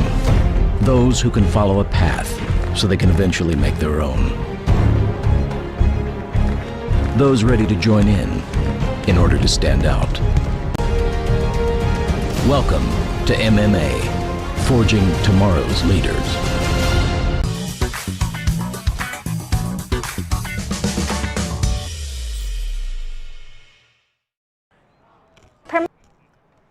Well, the second half is officially upon us here. Halftime is done and dusted as it's 0-0 on the scoreboard. But we're back here on Rio Sports Live Network at Bobby Lackey Stadium. I'm Jacob Young, joined by Aaron Sines. And well, Aaron, we talked about it, and now it's the second half. I mean, well, let's go to this. I know it's fun, but yes, these two teams want to win. Yeah. Here's the biggest thing. What will be the key on this first drive? Let's start off with the offense of the East. It's 10-7. They put together on their their first offensive drive of the game was a phenomenal offensive drive. How can they repeat that to go down the field and be able to put together a perfect drive? I think it's hard because, we talked about this, throughout the first half that I'm not sure what combo they're going to come out with here in the second half. Who's going to be the quarterback? Who's going to be the running back? I think it's going to come down to the trenches, come down to that offensive line, paving the way. They did a great job early in the game. I think they need to get back to those fundamentals and try to open up space for the running backs to get through. I think they're going to have to do this through the air right now. But the ground game is going to open that up. And so I think that, get some good positive running yardage to start the drive off. It's going to set you up to be able to throw the ball. And now to the other side. The West, they lead 10-7. They have to kick off here in the second half. How can they put together that defensive hold to make sure that that East, they don't have that opportunity. They won't have that luxury here for that first drive in the second half? I think anytime we've seen disruption in the backfield, I think that has been key. Whenever they can get in the backfield, they can stop running back behind the line of scrimmage, they can get to the quarterback. I think that's what it's all about. And they're doing it with very little pressure to nothing, almost no blitz packages whatsoever. Every once in a while they'll blitz an outside guy. But really, I think if they can maybe dial some of those things up here, like on this drive, I think, and they can get and disrupt things in the backfield, I think they'll stop the drive. Okay. Yeah, it makes sense. We'll wait and see here as once again, this is we're just about to get things back going. Raises up both his hands and will send this one away to the right side. That's returnable from the 20-yard line down to the 30, 35, 40. Breaks into the 45-yard line and pushed out of bounds. Yeah, great job there on the return, and it was the best return we've seen all this afternoon, and just doing a good job of getting under it. I was watching that football. It goes up kind of like a golf ball into the wind and just stalls out, and then it just drops straight down. So he did a good job of coming up underneath it and bringing it out to about, the 45-yard line or so. That's going to be a great field position here for this offense. Indeed, and something that I noticed from that kickoff, too, if I'm not mistaken, that was one of the Mac High Bulldog players with the kickoff. I think it might have been Cash Casares again. But the biggest thing is that's something I think that they're taught to go into that right corner, because I remember that special teams was elite this season because of that. So meanwhile, a handoff up the middle, and it will break free down to the 45 and almost the 40-yard line at about the 41. Yes, indeed, they'll give it to him at the 40. First down and 10, right inside of West Territory. Took him 2 plays. And I tell you what, somehow he's able to get away from Guatemoc La Bastida. La Bastida had hands on him earlier on in that run, and he was just able to get away from him, powered through, which is really impressive, and that was able to launch him for that first down. And so great job there, power running and not going down on first. That is showing effort. And again, like you talked about, I think some of these guys came out to play today, and they're showing it on the field right now. Indeed. It's first down and 10. 2 wideout formation left, 1 wideout formation right with 1 back beside him. We'll snap the ball. It is going to be another handoff up the middle. This time the West are ready for it and nowhere to go. That might be a loss on the play, a 1-yard loss indeed. Yeah, Ethan Delgado from Edinburgh Vela, they're doing a great job chasing him from behind. We talked about that disruption behind the line of scrimmage, and that's exactly what that looks like. Second down and 11 now, because Delgado was able to get around that offensive tackle and make a play in the backfield. Indeed, second down and 11 now. 10 minutes, 30 seconds left to play in this third quarter of action. Play clock is down to 12, 11, 10, 9 is how it will count down. 1 back beside him again with the 2 wideout formation to the left and right. Sets up. Play clock just running out as they snap the ball. And a good pass out to the left. Maybe got out to about the 36-yard line, actually. So wait and see where the referees mark it. It is going to be third down. Isaiah Cisneros there for Edinburgh High once again. Called his name already a couple times this afternoon, doing a great job of getting there. And, gave up a few yards, but really was able to wrap him up, allowed a couple of his other teammates to get there. So that pursuit drill still in effect here for this defense. Third down and about 5 coming up. Indeed, 2 wideouts left, 1 wideout right, 1 back beside him will snap the ball. Fakes a handoff and will take off himself down to the 30, 25, 20, 15, and just shy of the 10-yard line. They make, yes indeed, they'll give it to him at the 10. It's first down. That East team inside of the red zone. Man, and just amazing run right there. And I tell you what, that is a lot of heart shown and just getting downfield, breaking tackles. The edge was going to be set, and I said, oh, my gosh, it's not going to go anywhere. Number 54 did a great job there. Mancha got up there and set that edge and then was able to really force the runner inside. I'm sure that was Frisbee, by the way, but he missed, and so that ended up in the first down. A miss there, but they'll make up for it. Another tackle for a loss. It'll be second down and goal outside of the 10-yard line now.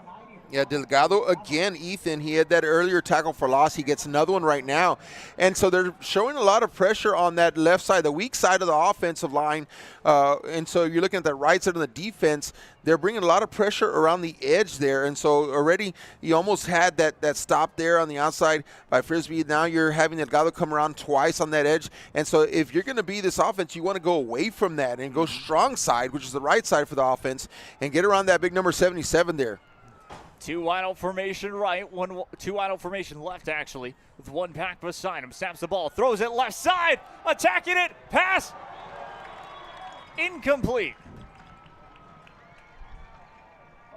And that's number 5 again. I'll call his name once again. That is Isaiah Cisneros, and he has been locking down there on the outside at the cornerback position. That was just man coverage, and he did a good job of running downfield with the receiver. He knew that post was coming, and he did a good job of kind of putting himself in a position to where he was in between the quarterback and the receiver, and doing a great job defensively there, breaking up the pass. Yeah, exactly. That's been a key spot just to try and attack in general, I think, for any offense. Is a timeout will be used by the East. They'll want to talk it over as the play clock will now reset. But, yeah, Aaron, it's been impressive on this drive for themselves. And, I mean, what can you make of it? Yeah, I think, at this point right here, East looks good, and I think that they've been able to move the ball. This quarterback has impressed me early on here also. He's showing some poise. It seems like the best quarterbacks have been those dual threat guys, the guys who are making things happen with their legs also. I think it's because it's hard to game plan for them, right? And so if you're a defense and you got an athlete over there in that quarterback position, it's just harder for you to do your job. And so whenever we've had like a dual threat guy come onto the scene, he's just done well. And so we're seeing that again right now. And so I do see Coach Stroman, like he's got his ideas of what he wants to happen right now. He wants to punch this one in for a touchdown. Indeed, it's 3rd down and long. Well, 3rd down and goal, but it's outside of the 10-yard line like we mentioned. Ball is placed on the 12 to be exact. And so we'll see what the East wrap up on or decide on this play. They might go back to the air off the left side. I wouldn't be shocked about that. Or potentially take off and run. They've had some success by getting big chunks of yards off the run. We'll wait and see. It's going to be a snap. Rolling to his right side. Pressure coming. Will throw in the end zone. Incomplete pass. And no penalty markers. There was contact there, but the referees say no, it will hold 4th down. Well, that's Nehemiah Adebowale out of McAllen Memorial and doing a great job again. And, called his name already a few times this afternoon. Just show you what kind of athlete he's been in. So he's been in there for most of the game as his buddy on the other side of the football there out of Edinburgh, Cisneros. And so, this secondary, it seems to me, right, like the West has done their study, and they wanted to leave certain guys here in this secondary that can cover downfield. And so that consistency has been really good for them this game. Indeed, they'll go for the tie. Some may say it's a chip shot field goal, but nothing is guaranteed. Fumbles a snap. It will go, though, and it is through the uprights. 10 all your score here with 8 minutes to go in this 3rd quarter.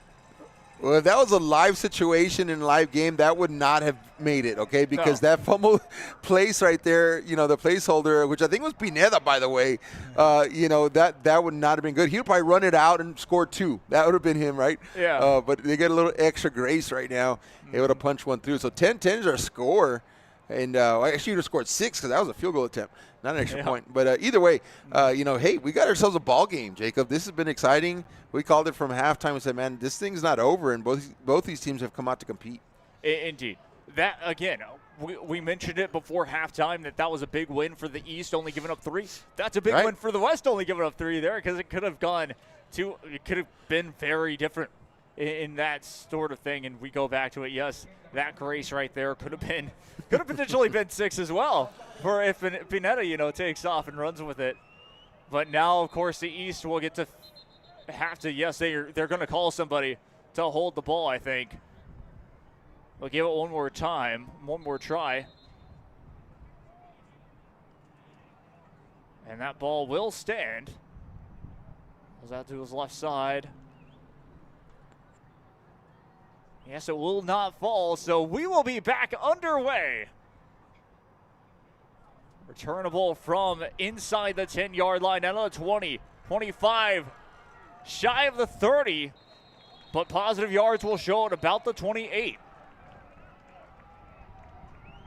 How about a shout out to number 72, Anthony Martinez, who made that field goal out of Santa Maria, Jacob. And so, hey, Santa Maria in the house today on that field goal, and now this kickoff as well. Indeed, and that was a nice kickoff, and again, a nice extra point, or a nice field goal. Of course, it was extra point distance, is what we mean. But yeah, solid. That had the distance to be good from what would you say, maybe 30 yards, Yeah, even further? I would say, and that's because it was low. And if you'd let that get up in the wind and let it carry, it'd probably a little bit more. Indeed, but it will be a handoff in the back of Met. Met in the backfield just like that, nowhere to go. Well, I tell you what, I immediately saw left tackle out of McAllen Memorial. I mean, this guy is a hoss, all right? He is a strong player. He went backwards when he pulled and tried to get through that hole right there, try to get up and get a good lead block there. But, I mean, he just got blasted when he pulled around, and that was just all defensive line play right there. And so showing some aggression there on the line of scrimmage. Indeed, second down and long now. It is going to be a pitch out to the left side, down to the 30-yard line, and again, just showing their run. That will, okay, one play's not going to work, but you're not going to stop us again. Yeah, and again, I was talking about that offensive line because this is a really good formed offensive line here, especially on the left-hand side. Zico Suna's on the outside there from McAllen Memorial. Watched him play. You know, we know that Memorial's got an amazing offensive run game. You got number 78 down there also. That's Sean Reyes. So that left side, that's strong side for them, right? And so run the football there on that side. They try to pull them over. That last one didn't work. But when they just go, you got body on body, you want to run behind those guys. Indeed. Two-back formation again. Will be a handoff up the middle on third down. Is going to be short. Won't get there. Not close to the 40. Or, well, really, I guess the 38-yard line. I don't think he got it in time. So, yes, indeed, fourth and about one. Yeah, and that's Ethan Zamora out of Westico there on the tackle, doing a great job. And he really had to fight off those offensive linemen like I was just talking about because those guys were bearing down on him, but he split the double team, doing a great job creating a wedge in between them, and he's able to stick his arm out really and get a shoelace tackle there and had some help from his friends. But that's how you got to battle a double team. When they're coming at you like that, you've got to break it down and not let them push you further back.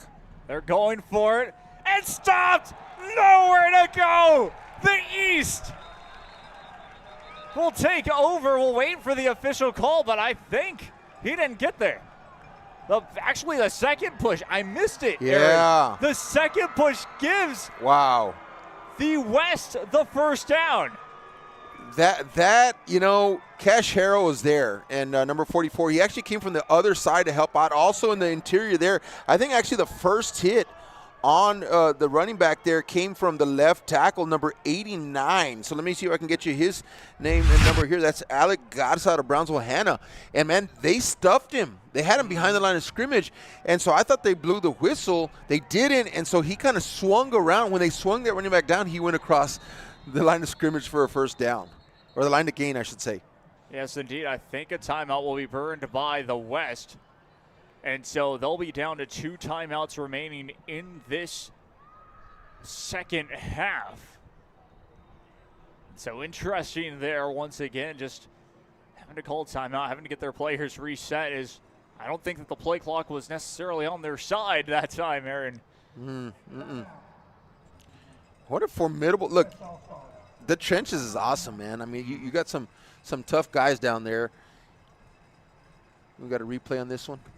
All right, yeah, I think we have a replay. Is that what you're saying? Yes, indeed, yes. On the replay, yeah, there. So there it is off of the run. Was impressive. He was there and never down, like I thought. And again, just was stopped. Right. Like we said, they never blew down. And somehow he found some extra space, not down, dives forward, gets that extra yard in the end. As we'll set it back up for first down and 10, West with the ball. We'll hand it off again up the middle, and Met quickly might have gotten back to the line of scrimmage, might have gotten a yard, but nothing more than that. Well, Alec Garza there out of Brownsville. Hannah again there disrupting on the outside. He's flowing across. He's playing left defensive tackle on the interior of that defensive line, but he's making tackles across field from himself where he's positioned, and so he's showing a lot of athleticism coming across. He's got Cash Harrell out there on the outside. That is a formidable duo, and I think that is why they're running away from them, but he's finding a way to get across, face, and make some tackles, and showing his athleticism for sure. Indeed, tripped up in the back, but still standing and gets positive yards. about a yard or so, but a third down. The defense from the East not allowing that running game to go anywhere for this West team, which, again, is expected, Aaron, but... Yeah. Well, right, Castro, I mean, he's played all of his games right here in this stadium, his home games at least, and he's showing out here for the Westaco Panthers and making himself feel right at home and doing a great job there of getting a tackle on the edge, and called his name a couple times as well, and showing you that he's pretty rangy. He can kind of run all over this field, and when he gets there, he definitely can get guys down. Indeed, 2 wide out formation left, 2 wide out formation right, 1 back beside him, dropping back to pass. Pressure coming, and is sacked all the way back. That is a massive loss past the 35-yard line to about the 30. We'll give it to him at the 35-yard line. That's 4th down and long. Well, what a great job there. There was a couple guys there. Victor Rodriguez, number 2, was one of them out of San Benito, and he's the one that kind of flashed out first, and then he had some help also. But San Bennett in the house and doing a great job there of getting to the quarterback. And we talked about that, right? Getting past behind that line of scrimmage and creating problems in the backfield. That has just been kind of the drive killers all day today. And so whenever the defense can get and do that, really it looks like the offenses can't find their way out of it. Indeed. So here we go, 4th down. We'll punt this one away. The receivers are around the 40-yard line, so they're expecting it to be around that area to receive it. But who knows, sometimes the leg could be different. That is a good booming kick. It will take a favorable bounce back to the 40-yard line. So just where they expected, around the 40 at the 39 officially, 1st down and 10 for the East.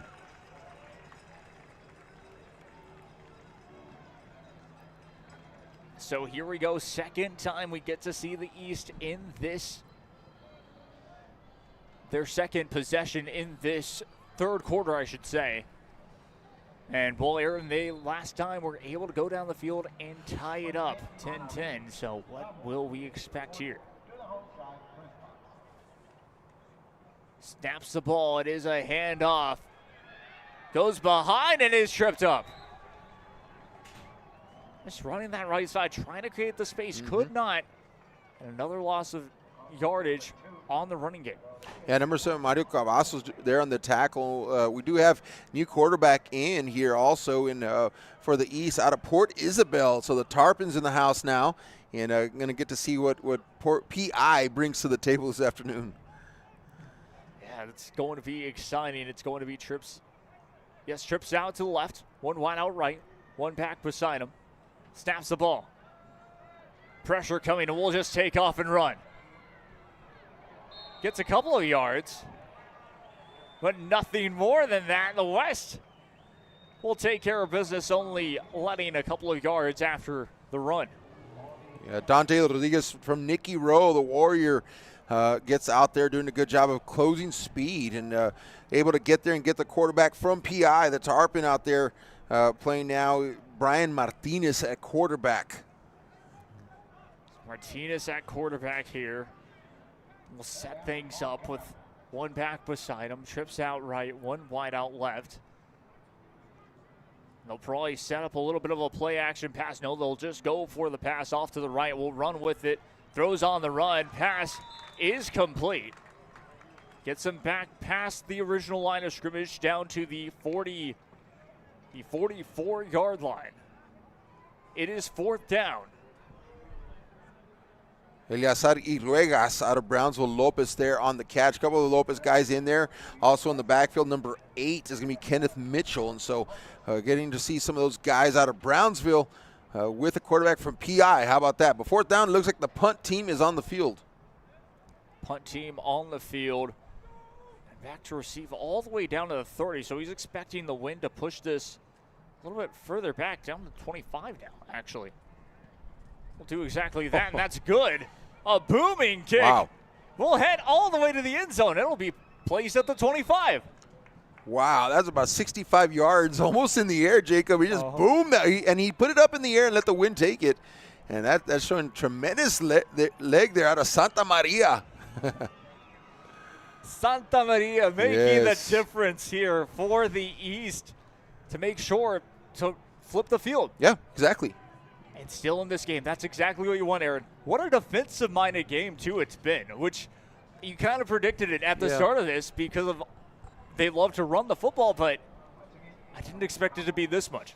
Yeah, and just the intricate, it's harder to get an offense going in 4 days, honestly, because it's so intricate. There's so many different styles. You're going to run the ball, you're going to pass the ball, you're going to go spread, I formation, under center, shotgun. And so defense a little bit simpler. Not to say it's simple to play defense, it's just simpler playbook-wise. Makes sense. Throws out off the screen. That, I think, hit the ground, so incomplete. Nope, they, I think, gave it to him, so it is a catch for a positive yards. Some defensive juggernaut is going to get mad at me for saying that. I'm not trying to say it's simple, right? But all I'm saying is, like, you get your base defense. You want to go 50, you want to go 4-3. And then you want to run blitz package, you want to do zone, you want to go man coverage. And so once you do that, guys can pretty much come in and out of that system pretty easily. Yeah. Offense, you're going 5 wide, you're going 3 wide, you're going 2 tight end sets, so on and so forth. There's just so much more details I think you can get into. And so 4 days is really not a lot of time. So for them to put some points on the board, Jacob, is pretty impressive. Indeed. And guess what, Aaron? That flew by. It did? It's the fourth quarter. I don't want it to be over yet. It might not be. I mean, it could stay 10-10 for the next 12 minutes. Who knows? Or maybe 17-17. Who knows? Again, it's exciting. The fourth quarter of action as they flip the field. Looks like we'll stay live for. So check that. We will go to.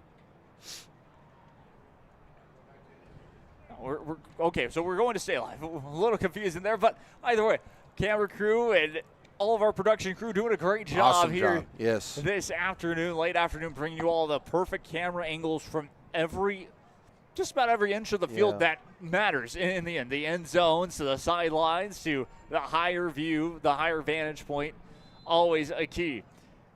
Here we go in the fourth quarter, though. The first play, we'll snap the ball. Oh, it was a high snap, able to catch it with his left hand, and will roll out, trying to go deep. Pressure coming, will get past the original line of scrimmage and gets more positive yards. Again, down to, I think, the 25, if not just shy of it. The defense is definitely tightening up both sides in the second half, right? I think that, defensively they came out here and really was going to be base defenses, but the effort that they're putting out there right now, I mean, they're really locking down receivers right now. And so, looking out, running out, trying to find receivers downfield, they're not open. I think if they can add in a pass rush, maybe blitz one guy, blitz a linebacker, blitz, do a twist on the defensive line, something, add some of those complications, now you can really stop these offenses. D trips out right, one wide out left. Will snap the ball again, dropping back to pass. Pressure coming, will throw off the screen. It's complete. Down to the 20. Will get short, and that is it. I don't even think he got to the 25. They will give it to him at the 25. Fourth down either way. Well, great job defensively there. Fuentes was there on the tackle out of Los Fresnos, and he comes over, and then Jones joins him as well. And so fourth down. And so really it's kind of that bend, don't break right now, and just try to be okay with giving maybe a few yards, but keeping that cap right there, and just being able to rush to the football whenever a completion is made has really done this defense well. So another fourth down, another punt, win behind the back. So this one should go a long way again. D trying to flip the field. Send it away and just gets off of his, the corner of his foot. Not able to really take a roll as well as he ran up there very quickly from from east to make sure that they could get it in prime field position. Yeah, and that was really smart. That was Jones there, Kean Jones out of San Benito, and he runs up as fast as he can because he knows if it bounces, man, that can go back 10, 15, 20 yards or so. And so he does a good job getting his team the best possible field position right here to start off this fourth quarter. Indeed, first down and 10 for the East. 2 wideout formation left, 1 wideout right. We'll see how many times the East will decide to run the ball here in this fourth quarter. Snaps the ball. It is going to be a handoff up the middle. Check that! Off of the quarterback. Keep from the read option. Smart play by our favorite player. He's there, Robert Pineda. I mean, we talked about it before the game, someone excited to see. He had that beautiful 80-plus yard drive, Jacob, that he just capped off with his legs there, the corner of the end zone, and he's back out again. And this is working out the way that they wanted to work out. They gave him the first, some early play in the game, and then bring him back when you need him at the end. And this guy can play, y'all. And so I'm hoping someone's out there watching him and going to put some game tape together and say, like, give this guy a chance. He wants to try to play at the next level, and maybe it's quarterback, maybe it's not, but as an athlete, I mean, he's phenomenal. Indeed. You can see how he can run it. It's going to be a handoff up to the right side and quickly into West territory. Pineda doing a good job. It's not a Pineda show also. He's able to distribute the football well, whether it be throwing it or handing it off. But he does take his opportunities when he gets them, and when it opens up and he's got the go, he's got the green light. It's really hard to stop him. And so you're going to see some big-time work here from the secondary. They're going to have to be spying on him to make sure that he doesn't break a long one. Mm-hmm. Sets up again, 2 wide out for, check that, trips out left, and 1 wide out right. 1 back beside him. Will drop back to pass, hands it off, actually, and now met in the backfield. It was I think it was off the read option and decided to give it away. And just tackled for a loss. It's going to be 3rd down and long now instead of 3rd down and manageable. I just talked about that being unselfish, right? And so he could have probably kept that, but he did hand it off. He's trying to get his other guys in the game. But what a job there by Diego Gonzalez out of Edinburgh High School, the Bobcats. And he's able to read that option well. He stays with his discipline, and he's able to make a tackle. Indeed, there we go. We'll snap the ball, dropping back, rolling, pressure coming. We'll throw on the run. Pass is complete. That's a 1st down and more. Great awareness once again by the East. Well, and he dumps it off to his teammate Ricky Salazar. And those guys, it's like playing backyard football with each other. And so, you get those guys out there together, and there's going to be a certain level of comfortability between each other that even when things break down, they know how to find each other. And so having those 2 guys out there at the same time right now is actually going to pay huge dividends for this offense because, like I said, if things break down, they know where to go to find each other. Meanwhile, will keep it himself off the left and tackled just out of bounds. So Pineda, of course, getting his yards in here this afternoon, late afternoon, trying to get everybody involved. But again, just making those decisions to try to help his team out, have that opportunity as they get closer and closer, potentially, if they get stopped, for a field goal. Well, Denzel Vasquez right there out of Donna Redskin again, doing a good job there. This time he's playing that outside linebacker position, and he flows to the football very well. Dropping back one more time. Pressure coming, takes off, points deep, and will take off and run. Steps out of bounds at the 20-yard line. Check that, 21. They won't give it to him at the 20. So just shy of the red zone. Yeah, well, he had a receiver there. He wanted him to turn and go down deep. Number 2. They're out of Westico. That's Chris Luna, and he saw him. He's like, hey, go. Give him motion to get going. And after the play, Luna kind of came up to him. He's like, oh, man, I should have gone. Sorry about that. But, hey, you got the 1st down. And so, again, it looks like Pineda, he's just commanding things out there. And while he's on the run, too, that's just the type of leader that he is. Indeed. Again, 1 back beside him. We'll hand it off up the middle, and we'll take off for positive yards. It'll be about a 3-yard gain, potentially, maybe 4. Yeah, and this has been the MO of this drive right now. They'll hand off, like you said, the read option and kind of get 2-3 yards, and then boom, Pineda takes it on the outside. And that's just been kind of the way the first scoring drive that he was out there managing. This second one is going very similar. It was about this distance on the other end of the field when he broke that one to the corner. And so, to kind of go with it, it might be another handoff. You got the big running back in right now also. Give him the football. Let him get this 1st down if you can. He will drop back to pass, actually decides to take it himself. And breaks free. Down to the 10, down to the 5. Tackled shy of the end zone. A touchdown saving tackle by the West defense. It's just there for the taking. I think, if you're like me, you're kind of like, the ball probably could have gone to Kenneth Mitchell, and I think a lot of the defense was probably expecting that. So that's from Pineda. He's going to say, like, all right, he's reading that defense. He's going to give that fake that handoff, and if he sees them commit, those linebackers' eyes, the safeties even, then he's going to slip the other side. And he's so quick. I mean, that's a fraction of a second decision. I do think at this point right here, this close to the goal line, obviously he can run it in, but you also have Kenneth Mitchell. I think this is what he's built for. Snaps it quickly. The push up the middle. And we'll score. Touchdown East, and shades of the first half repeat itself. And Kenneth Mitchell, he's built for this goal line type stuff right here. If you look at him as a running back down there on the field, I mean, he just looks, body type wise compared to the other running backs. Nothing negative. It's just he's a bigger built back, and so he does a great job. And when you get down these types of situations, averaging 7 yards per carry, and you're inside the 5, you got to give it to him, and they did, and it paid off. So here they go up now, 16-10, extra point coming up. So here it goes. Low snap once again, but will hold, and the kick is low, but it's good. In the end, Aaron, that's all that matters. Yeah. As long as it goes through the uprights, however much it looks, it'll be good. I think these long snappers had a little bit too much break the past month or so, because there's been some dribbling type snaps coming back. But either way, like you said, as long as it's up and good, in a game time situation, there's no way those will be blocked or be tackled even. But they're able to get away with it here. But 17-10 is your score here, and East again found something that works with Pineda, and I think you found something that works, you can't get away from it. Indeed, you kind of have to go back to that type of skill, and I'm interested to see how the offense will be now for the West to try to match it, because their last 2 drives they've stalled out, unfortunately.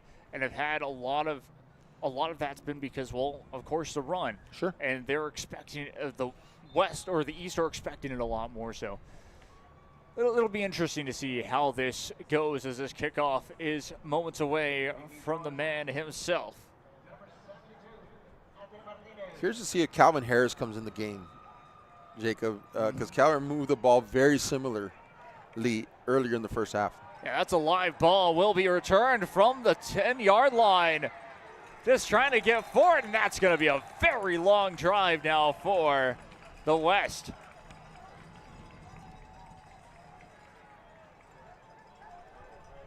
Yeah, on the tackle there's going to be Andy Ayala out of Brownsville Veterans Memorial.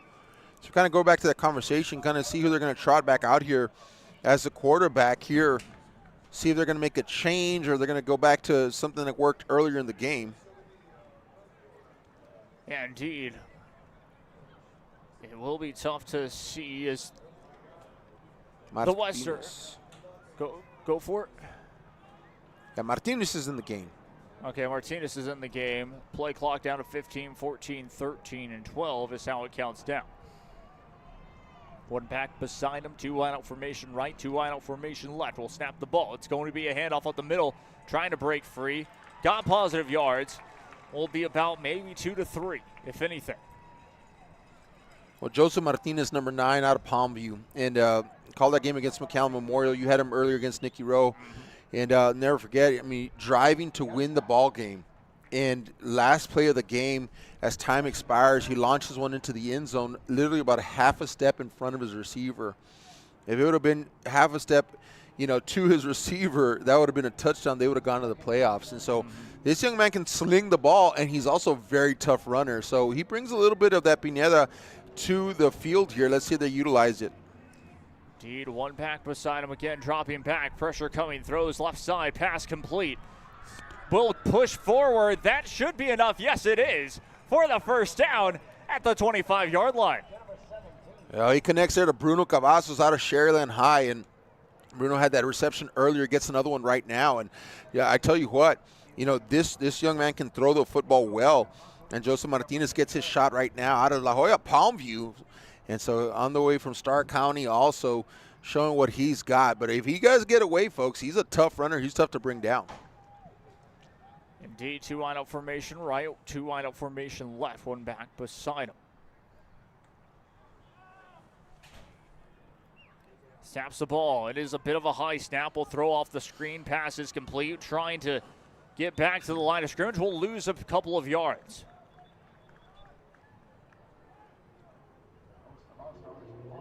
Yeah, great job there by Padilla, cornerback. And, you know, he breaks down in space, and I think that's really smart, especially when you have a fast receiver out there on the outside. You'll see Jacob Padilla, he just kind of gets up there, squares up with him. He doesn't over-engage, and then he just waits for the ball carrier to make a decision. Once the ball carrier makes a decision, then he reacts. And so great open field tackle right there. It's an art, and some guys are really good at it, and Padilla just showed you how to do it well. Indeed. Will be second down and 11. 4 minutes left to play already. Trips out right, one wide out left, dropping back to pass. Pressure coming, has to take off and run, and does. Trips up. Gets back to the original line of scrimmage, but nothing more than that as he'll get a yard or two, maybe. Third down. Well, there you go, number 55. That's going to be Aiden Rubalcaba out of Life for Texas. And so Lifer Bulldogs in the house. They did bring out Calvin Harris right there, Jacob, and he was a quarterback on that play. Stays in. So there you go. Harris will stay in to the game. Will break out of the huddle. And it's a key down right here. This is almost 4-down territory with how much time is left in this one. One back beside him, it is. Trips out right, one wide out left. Snaps the ball, pressure coming, throws. It's caught. That's a first down. I was pointing it out. I was like, there's 3 receivers and 2 defenders. And so the safety didn't come up on the line of scrimmage. So Bruno Cavazos was wide open. Nobody was guarding him whatsoever. That combined with Calvin Harris, like they know each other. You can't do that. And so one of the cornerback, Jones down here, was saying, hey, come over here, come help me out. You know, you got 2 on 3 here. And so that was just a little bit of coverage, a mistake there. And Harris did a good job of picking that up. It really was a good job there. 2 wide out formation again on both sides. Will throw quickly to his right side. It is low. Pass is complete. So I'll give it to him at second down. So good quick completion for the West. Time will still continue to run down. 2 minutes, 30 seconds now. Robert Perez, Rattler from Rio Grande, there on the catch. Second down. Calvin Harris spreading the ball around pretty quickly here. Exactly what he needs to do. Now 2 wide out formation right, 1 wide out left. Will have to drop back and pass. Pressure is coming inside and is sacked.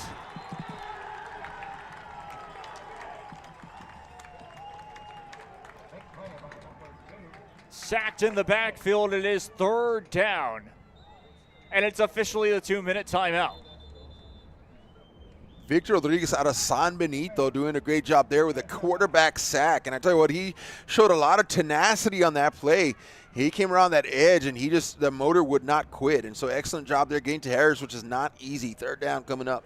Third down coming up after the 2-minute timeout. For the past 29 years. Leave the hiring to us. Let us become your personal hiring guru. We have a network of skilled employees to fit your needs. Your success is our strategy. Don't hesitate, call us now.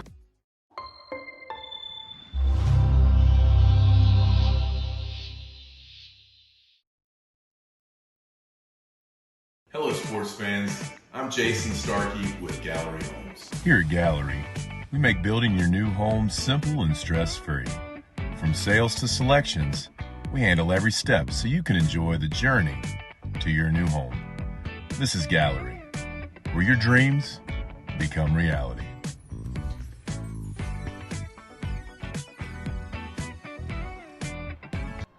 Back we go once again here.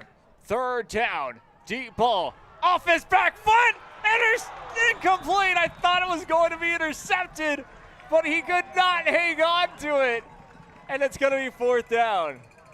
Well, what a job there. You know, defensive tackle came right up field and really put a lot of pressure in his face. So that's Ethan Zamora out of Westaco High, Jacob. And Calvin Harris turned around. He's right there in his face. He saw a receiver, but the receiver never turned around to look at Harris. So he just lobbed it up there. Thankfully for him, it was almost intercepted, and it didn't, right? But 52, and he brought the pressure there up the middle. Great job there, Zamora out of Westaco. Great job indeed. And this is for the game. 4th down with 1:54 left to play in this fourth quarter. Pass is picked. Receiver never turned around, and the East intercepted. With 1:49 left to play. Check that, incomplete. Either way, turned over. I thought it was complete for a split second again. Either way, they cheered because, well, they get the ball back inside of West territory. Quentin Valverde there, he was intended receiver, and, man, he had a step. I mean, he was streaking out there, and he never turned around like you said, Jacob. Thought he was going to go for a long ball. And Harris felt rushed again and just had to get rid of it early. But what a job there defensively, because they put the pressure on Calvin Harris, and once they got pressure in his face, that really rattled him. And again, without the timing and the practice of those receivers, he just didn't have the go-to. Looks like second penalty of the game. Indeed, yeah. So it's a delay of game. And it's going to be delay of game against the East is what I'm trying to say here. And they're first down and long, which won't necessarily hinder them too much. They just need to make sure that they can waste that 1 minute 49 seconds, even though there's still 2 timeouts, if I'm not mistaken, for the West. I just want to know why the East is lined up on the West sideline and the West is lined up on the East sideline. Somebody explain that one to me. That's also a good point. Another penalty marker in the backfield as well as the play continues. I think that's against the East.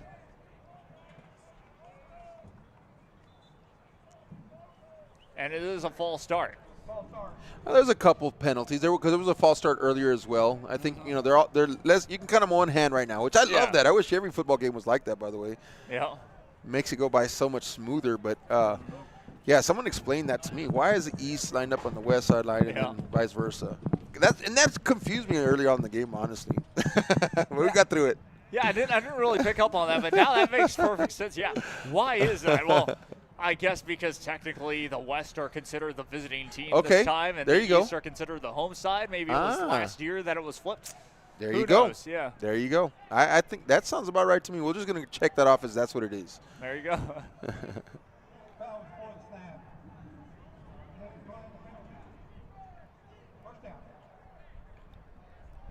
Seeing some of these parents and families line up there, they start doing this from 7th grade football, Jacob, after games and, kind of high-fiving and stuff like that. And so for a lot of these parents, it's their or grandparents, uncles, aunts, friends, their last game, they're going to get to see a lot of these guys play. Indeed. Well, trying to go for another penalty and another false start against the East. Don't move them all the way back to the East territory. Yep. Time does go off the game clock, though. It's down to 1:39 now, so 99 seconds left to play in this one. There you go.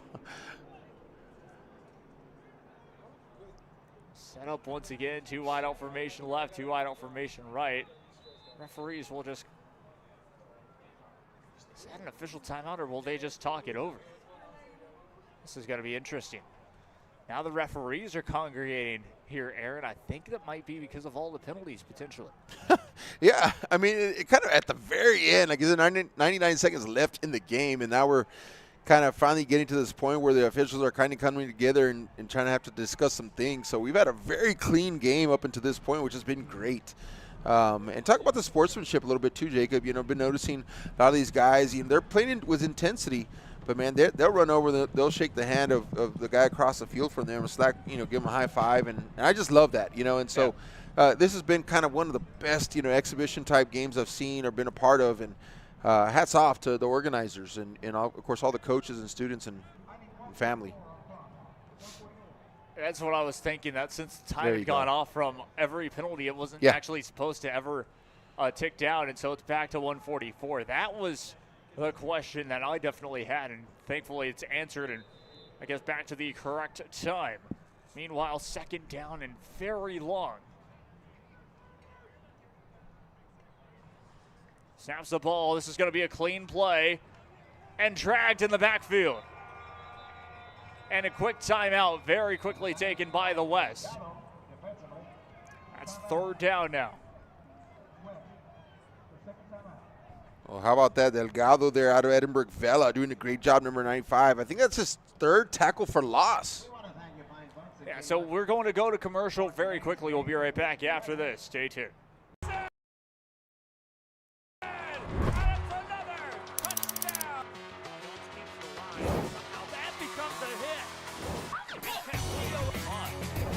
That's going to be a fumble recovered by the Cardinals.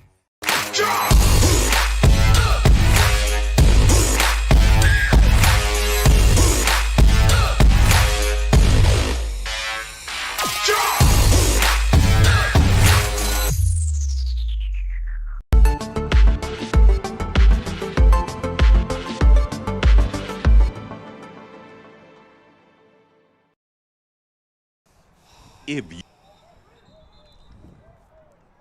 Back we go once again to hear from none other than Bobby Lackey Stadium. 1:37 left to play here in quarter number 4. I'm Jacob Young, joined by Aaron Sines. It's third down, and Aaron, well, there might be one more chance for the West to get the ball back here if they can stop them on this third down. But we'll wait and see here with one back beside and one wide out formation left and right. It will most likely be a run, and it is up to the right side. Will take off, has enough, and he gets tackled, and it is fourth down. I think there's still one more timeout for the West that they use. How about Gavin right there? Cisneros out of St. Joseph running the football here. And like you said, there's going to be tense. There's going to be an opportunity.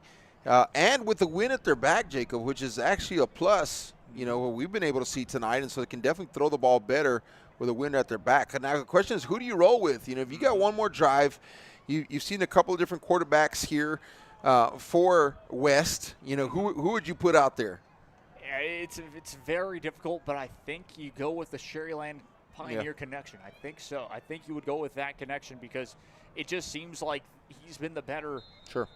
Just the better connection in general, but we'll wait and see here. We'll find out. Yeah. Punts it away. That's a good booming kick. Returnable. Well, it would be, but it's from the, I believe, the 26-yard line. They might call it at the 25. No, 26 indeed. So first down and 10 for the West. 1:21 left to play for a chance at overtime football. That'd be cool. Yeah. If there is. If there is, or if they'll just end it in a draw, which Yeah. I don't know, because looking at the coach's box to my right, it's empty. Yeah, they're headed down to the field now. So if anything, they'll call plays from, I guess, the field if it has to happen. Snaps the ball. It's a fumble. Picked back up. Still trying to get away from it. And tackled for a loss. Not what they wanted to have happen on the first play of their potentially last drive. Well, they run with Joseph Martinez, again, out of Palmview, and I do think he's got a rival for an arm here, and so if he does get a chance to get it downfield, he can.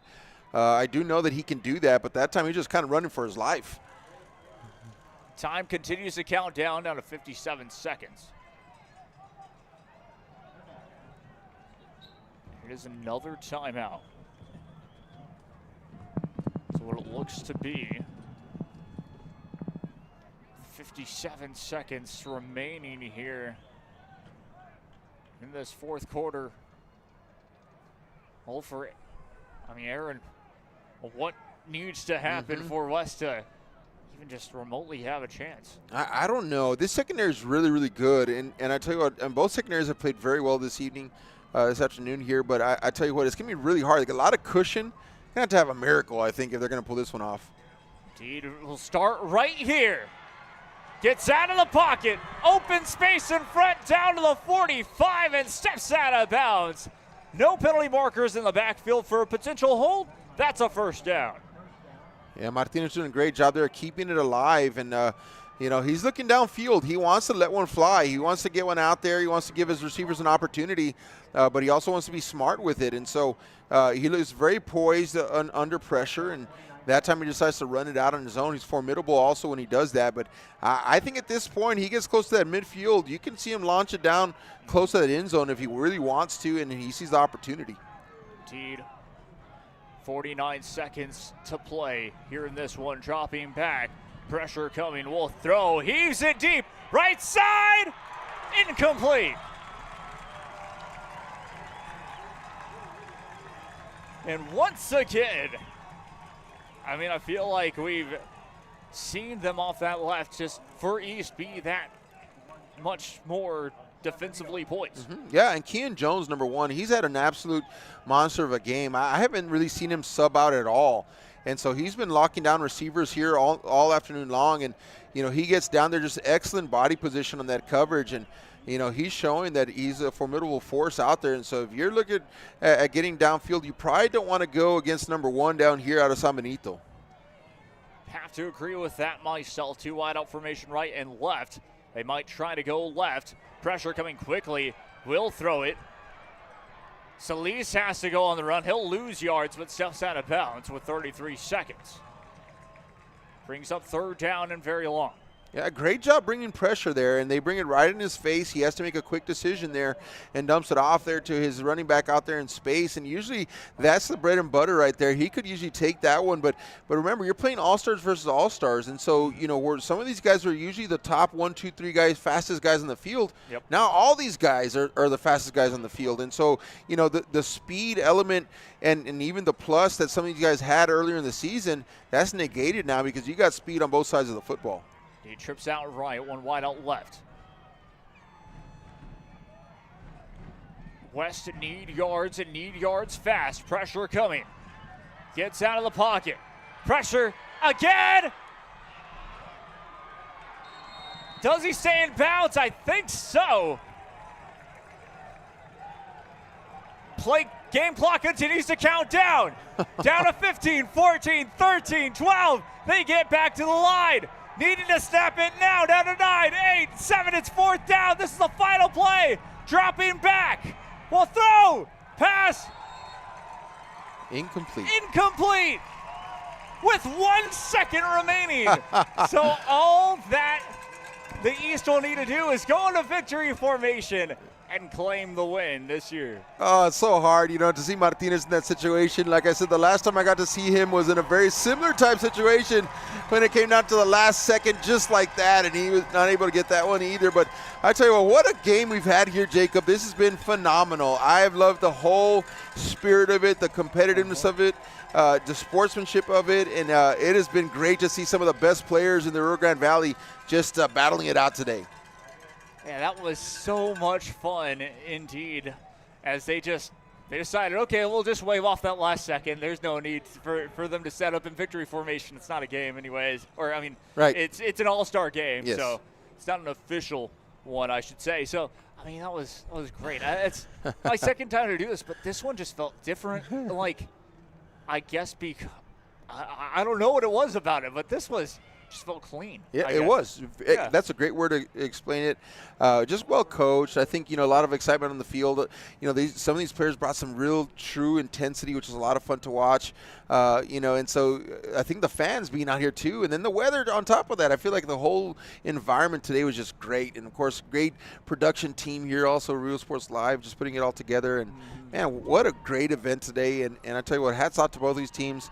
Man, how about that Pineda though? Like if we're gonna look at possibly naming a guy, that might be the one. I think it has to be. Yeah, I think so. 2 touchdowns. Mm-hmm. Well, he wasn't responsible for the second one. That was a handoff, right? Yeah. But still, he engineered 2 game-winning drives, or 2 touchdown drives, I should say, which ended up being a game-winning. Exactly. That second one, the way that he was able to lead them down the field, have that opportunity. He does get tackled right before the end zone, yes, and then he hands it off. I mean, definitely, I would have to agree. Going towards it for a player of the game, if you had to choose, probably would be Pineda, just because of how poised he was. And I mean, that's for everybody. Yes. To look at him and say, okay, he better have an offer tomorrow. He better have an offer maybe next week. Someone give him a shot. Somebody, exactly, even a JUCO. He can definitely, he has that poise, that opportunity. The way that he led that team, I feel like it takes a special team. It does. For someone to have it. And I think for the whole entire team, just in general, to kind of, again, in 4 days, to come together like that. For both sides, but really, again, for that winning side, there's a reason why. It didn't feel like they wanted it more. It just felt like they clicked a little faster. Yes, absolutely. And how about that? Coach Stroman down there, Coach Patterson in the middle. This is what it's about, folks. And, I've got a good camera shot of that, too, right there. Both teams come together and, just talking to young men and really just imparting on them wisdom. And, these are the best of the best guys. And, they're here for a purpose and a reason. And then to kind of end it like this, just amazing. Like, this is what you want to see. When you think about sports, right, like this is the character that's built out of it. And, man, great job in the selection of these two head coaches, by the way. Oh, 100%. I'm from McAllen Memorial, so I've known Coach Patterson. But then, again, just to get someone from Coach Patterson to even, of course, blanking on the other, but just, like you said, the coaches, they deserve to have these teams and push to that next level, which the next level, I think, for the RGV come 2026 in August. Yeah, it's coming soon. Get to that third round. Yeah, absolutely. Third, fourth round. Mm-hmm. There's going to be some players that are going to be playing in these All-Star games here in the next couple years that we've got our eyes on already, and so it's going to be exciting. There's great talent here in the Rio Grande Valley, and if you were to field a team like with either East or West, these guys could go and compete with guys up north for sure, and so. There is talent. Sometimes just gets spread out quite a bit, but it's great to see it all together in one spot, and just exciting, and just really hoping, get to do this again, Jacob, because this was phenomenal. This was awesome. Yeah, it was so fantastic. We'll look forward to doing it again if we ever get the chance to, because, I don't know what it is. This All-Star game just felt different than any other All-Star game. I've done the basketball All-Star games sometimes, and then I got to do again this one. It's the most organized for a reason. This is South Texas still, and well and truly, and so they know how to put on a great show. I remember doing with Bert Ruiz as well. Yeah. Back here, in 2000, I think it was 23, maybe 22. Yeah, 23. It was a soccer all-star game, and for both boys and girls, where you had all of those all-star games. That was a really fun thing to do. And so just the RGV Coaches Association, they put on some phenomenal shows every single year. And just, this is such a cool picture that we have right here. It's awesome. From aerial and from even the field view that you're seeing right now, just because it's everybody. It's everybody on there. And just being, I don't know what the conversations were, but it had to be something special. Yeah, absolutely. And I think they did pull up Pineda there in the middle of that big circle, and so recognizing him as well. And, we'll definitely log this down is just a great experience. Thanks so much for joining us in this live broadcast. Maybe your family or friends watching, loved one here tonight. We did our best to try to get as many names out there as possible, but hopefully you got a glimpse of them. But just well done. Great season. It's not just the player out there, but it's their family support system that matters, and everybody else, coaches and whatnot, administrators, teachers, that have all helped them get to this point. And so we just get to enjoy it, Jacob. We get to really, kind of explain a little bit what's going on. But, man, there's so much work that goes behind the scenes that has been in progress for so many years. And so what a great way to end their high school football careers, and great way to celebrate. Indeed. There's nothing really more to say. I guess going back to you, Aaron, what had to be your favorite part of this? I think for me it's the family interactions, honestly. You know, I was noting that at halftime, you know, they went in, they talked, they came out, and a bunch of family were there taking pictures with them. They're proud, man. And you get to come out here, you wear an East or a West jersey, and, you know, I see some of the families here with their names of their players in the back. This is a proud moment. And so for me, it's the family interaction, and it's just the pride that is shared by each and every one of them. Yeah, exactly. For myself, I mean, yeah, the play, I still feel it on the field at least because I know it was a great game. The way that the referees and everybody, the RGV, because the Coaches Association, they didn't have to play the way that they did, meaning, you know, the safer way. They could have played all full out if they really wanted to, but they chose, of course, the safe option for everybody, and that was perfect. So we're going to take a quick commercial break, and we'll return and most likely close it out. We'll be right back after this. Stay tuned. Available to take your call 24/7, and we don't charge a fee unless we win your case. When you're in a car crash, call Kenny. Call 999-1111 now for a free consultation.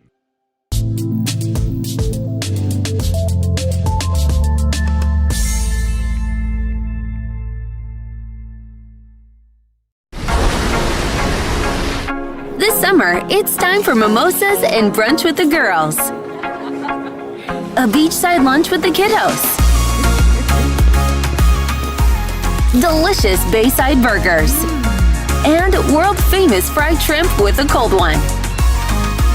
South Padre Island has your breakfast, lunch, and dinner plans covered. Book your summer getaway today. Visit SoPadre.com.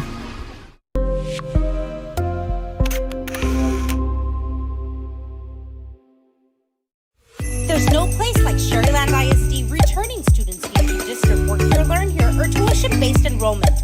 Register now. Call 956-584-6408. Sharyland ISD, excellence is our tradition.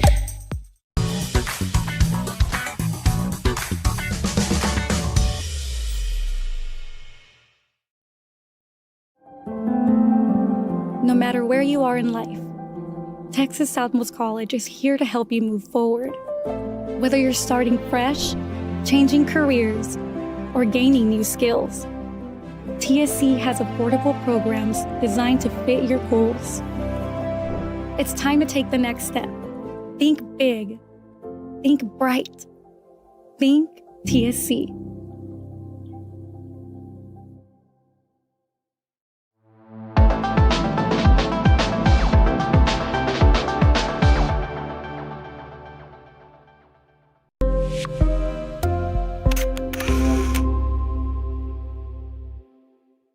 Kenny Perez came from a small town in Texas. At Kenny Perez Law, we won't stop fighting until our clients get what's rightfully theirs. We're right by your side, no matter what. Call Kenny Perez Injury Lawyers today, 956-999-11. Back we go once again here for one final time from Bobby Lackey Stadium. I'm Jacob Young, joined by Aaron Sines. And, well, Aaron, of course, any final thoughts that you have from this beautiful afternoon that we've been able to enjoy? Yeah, I mean, just couldn't have asked for a better time. Like you said, there's just not much more else to say other than, you know, bring this season officially to a close, right? And really, a lot of these teams are getting ready to go into spring ball and, you know, off-season and spring ball. And so they're turning the page already also. And so, you know, these guys, for the last opportunity, come out here, you know, kind of put a point there, close that chapter, and wishing them all the best moving forward. Indeed.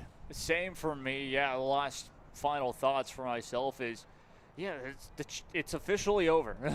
Football here in the RGV for at least the next 4 months is officially done and dusted, and we can move on to soccer. We can move on to track and field, which I'm sure that'll be exciting. And all of those will be exciting in itself. The final push for basketball season as well.